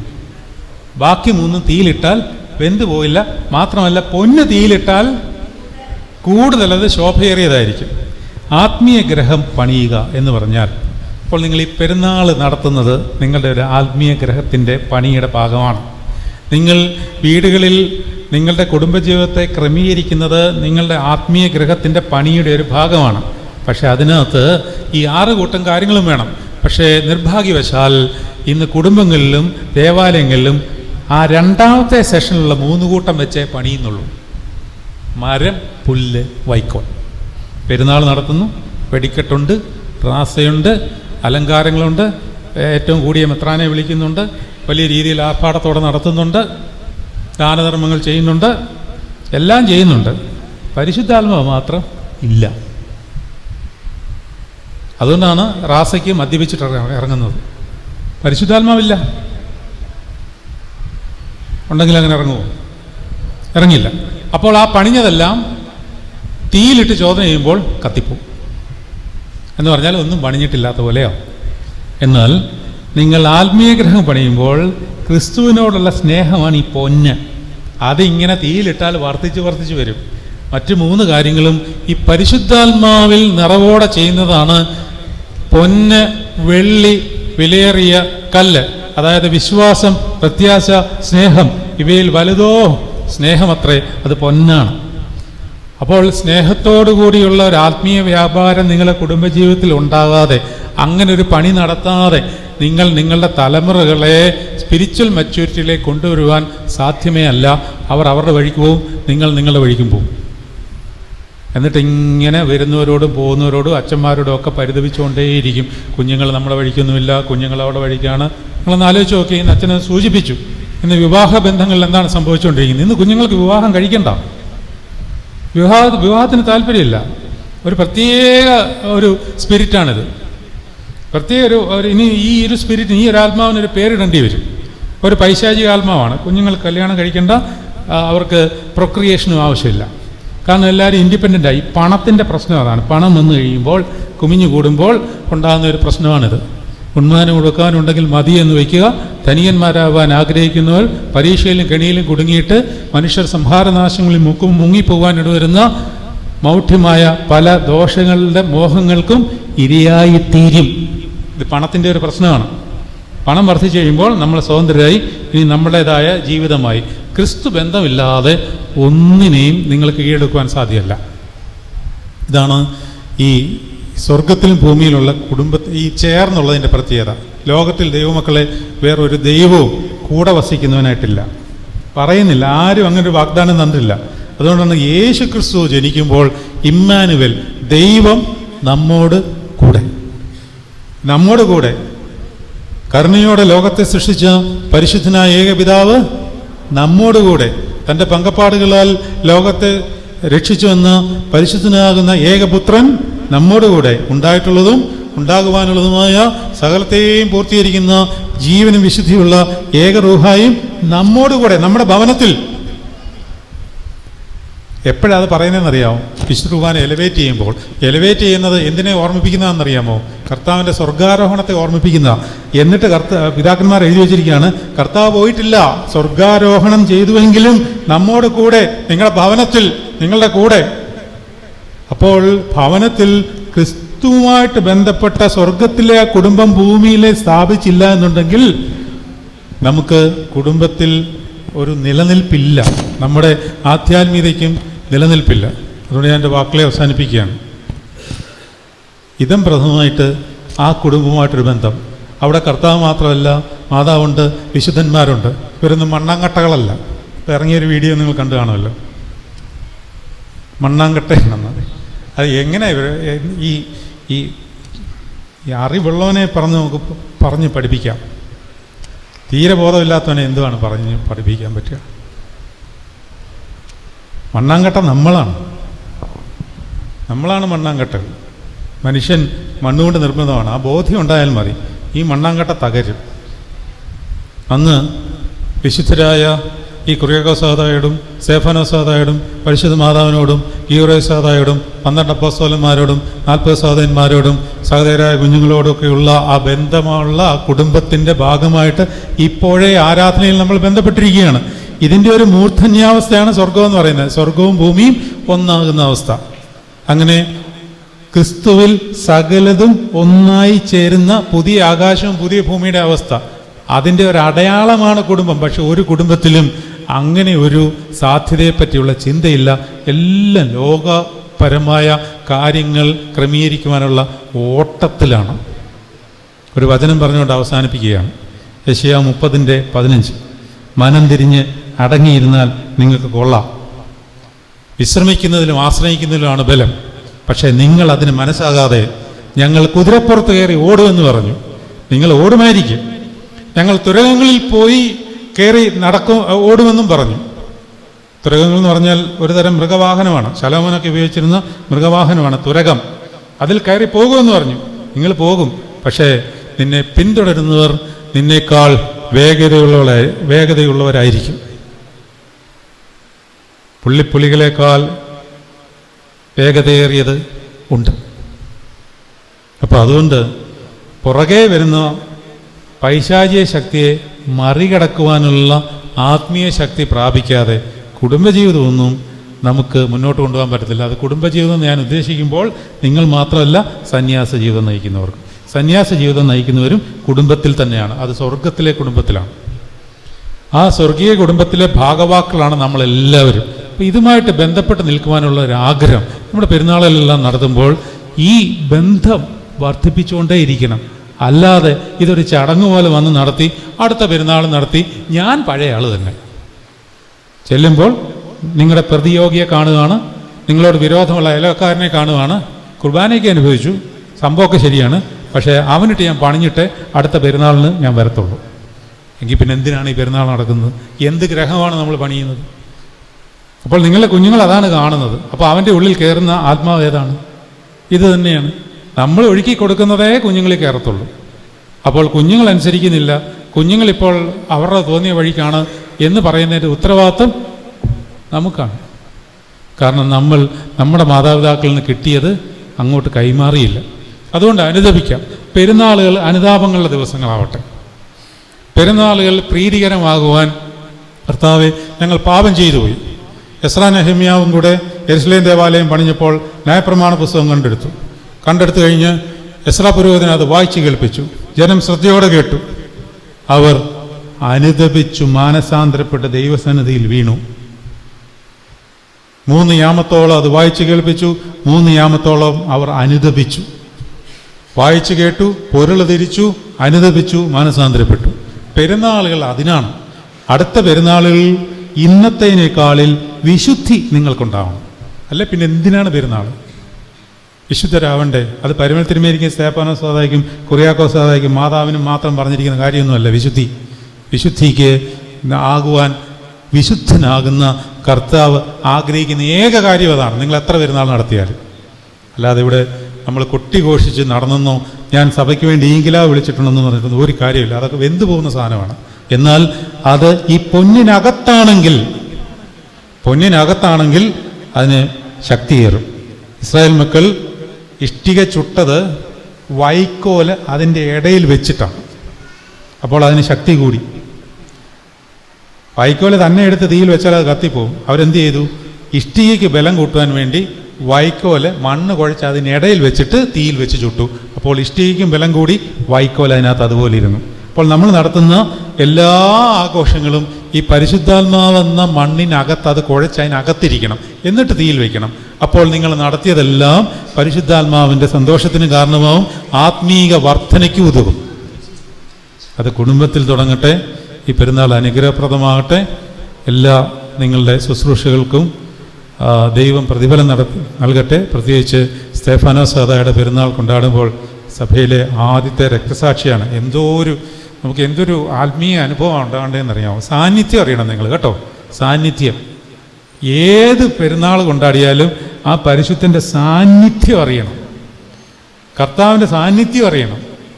എന്നാലേ നമുക്ക് ഇഷ്ടവും പ്രണയവും സ്നേഹവും ഒക്കെ വരത്തുള്ളൂ. അല്ലെങ്കിൽ ഇതെല്ലാം വെച്ച് കെട്ടിയതുപോലെ ആയിപ്പോവും. അതുകൊണ്ട് കർത്താവെ, അനുതാപത്തോടുകൂടി മാനസാന്തരത്തോടുകൂടി ഞങ്ങളുടെ ആത്മീയ ജീവിതത്തെ പോഷിപ്പിക്കുവാനുള്ള ശക്തി ഞങ്ങൾക്ക് തരണമേ. അടുത്ത പെരുന്നാൾ ആഘോഷിക്കുമ്പോഴേക്കും സ്തേഫാനോസ് സാദാ കൂടുതൽ സന്തോഷിക്കുവാനും കർത്താവെ നിനക്ക് വേണ്ടി മരിക്കുവാൻ തക്കവണ്ണമുള്ള ഒരു ആത്മീക ബലം ഞങ്ങളിൽ വരികയും വിശുദ്ധി വർദ്ധിക്കുകയും ചെയ്യുവാൻ ഇടയാകുവാൻ ഞങ്ങളുടെ സ്വഭാവത്തെ നിൻ്റെ സ്വഭാവം പോലെ ആക്കണമേ. ക്രിസ്തുവിൻ്റെ ഭാവം തന്നെ നിങ്ങളിൽ ഉണ്ടായിരിക്കട്ടെ. ഫിലിപ്പിയർ 2:5. അതുകൊണ്ട് പൂർണ്ണമായിട്ട് നിങ്ങളെ ദൈവസന്നിധി സമർപ്പിക്കുന്നു. എല്ലാ കുടുംബങ്ങളും അനുഗ്രഹിക്കപ്പെടുമാറാകട്ടെ. നമ്മൾ ഏറ്റിരിക്കുന്ന എല്ലാ കൂദാശകളും സകല ആത്മീയ വരങ്ങളും നിങ്ങളിലേക്ക് പ്രവഹിച്ച് നിങ്ങൾക്ക് അനുഗ്രഹവും സന്തോഷവും എന്നും നാളും ഈ ഇടവയ്ക്കും ഉണ്ടാകുമാറാകട്ടെ. ആമീൻ.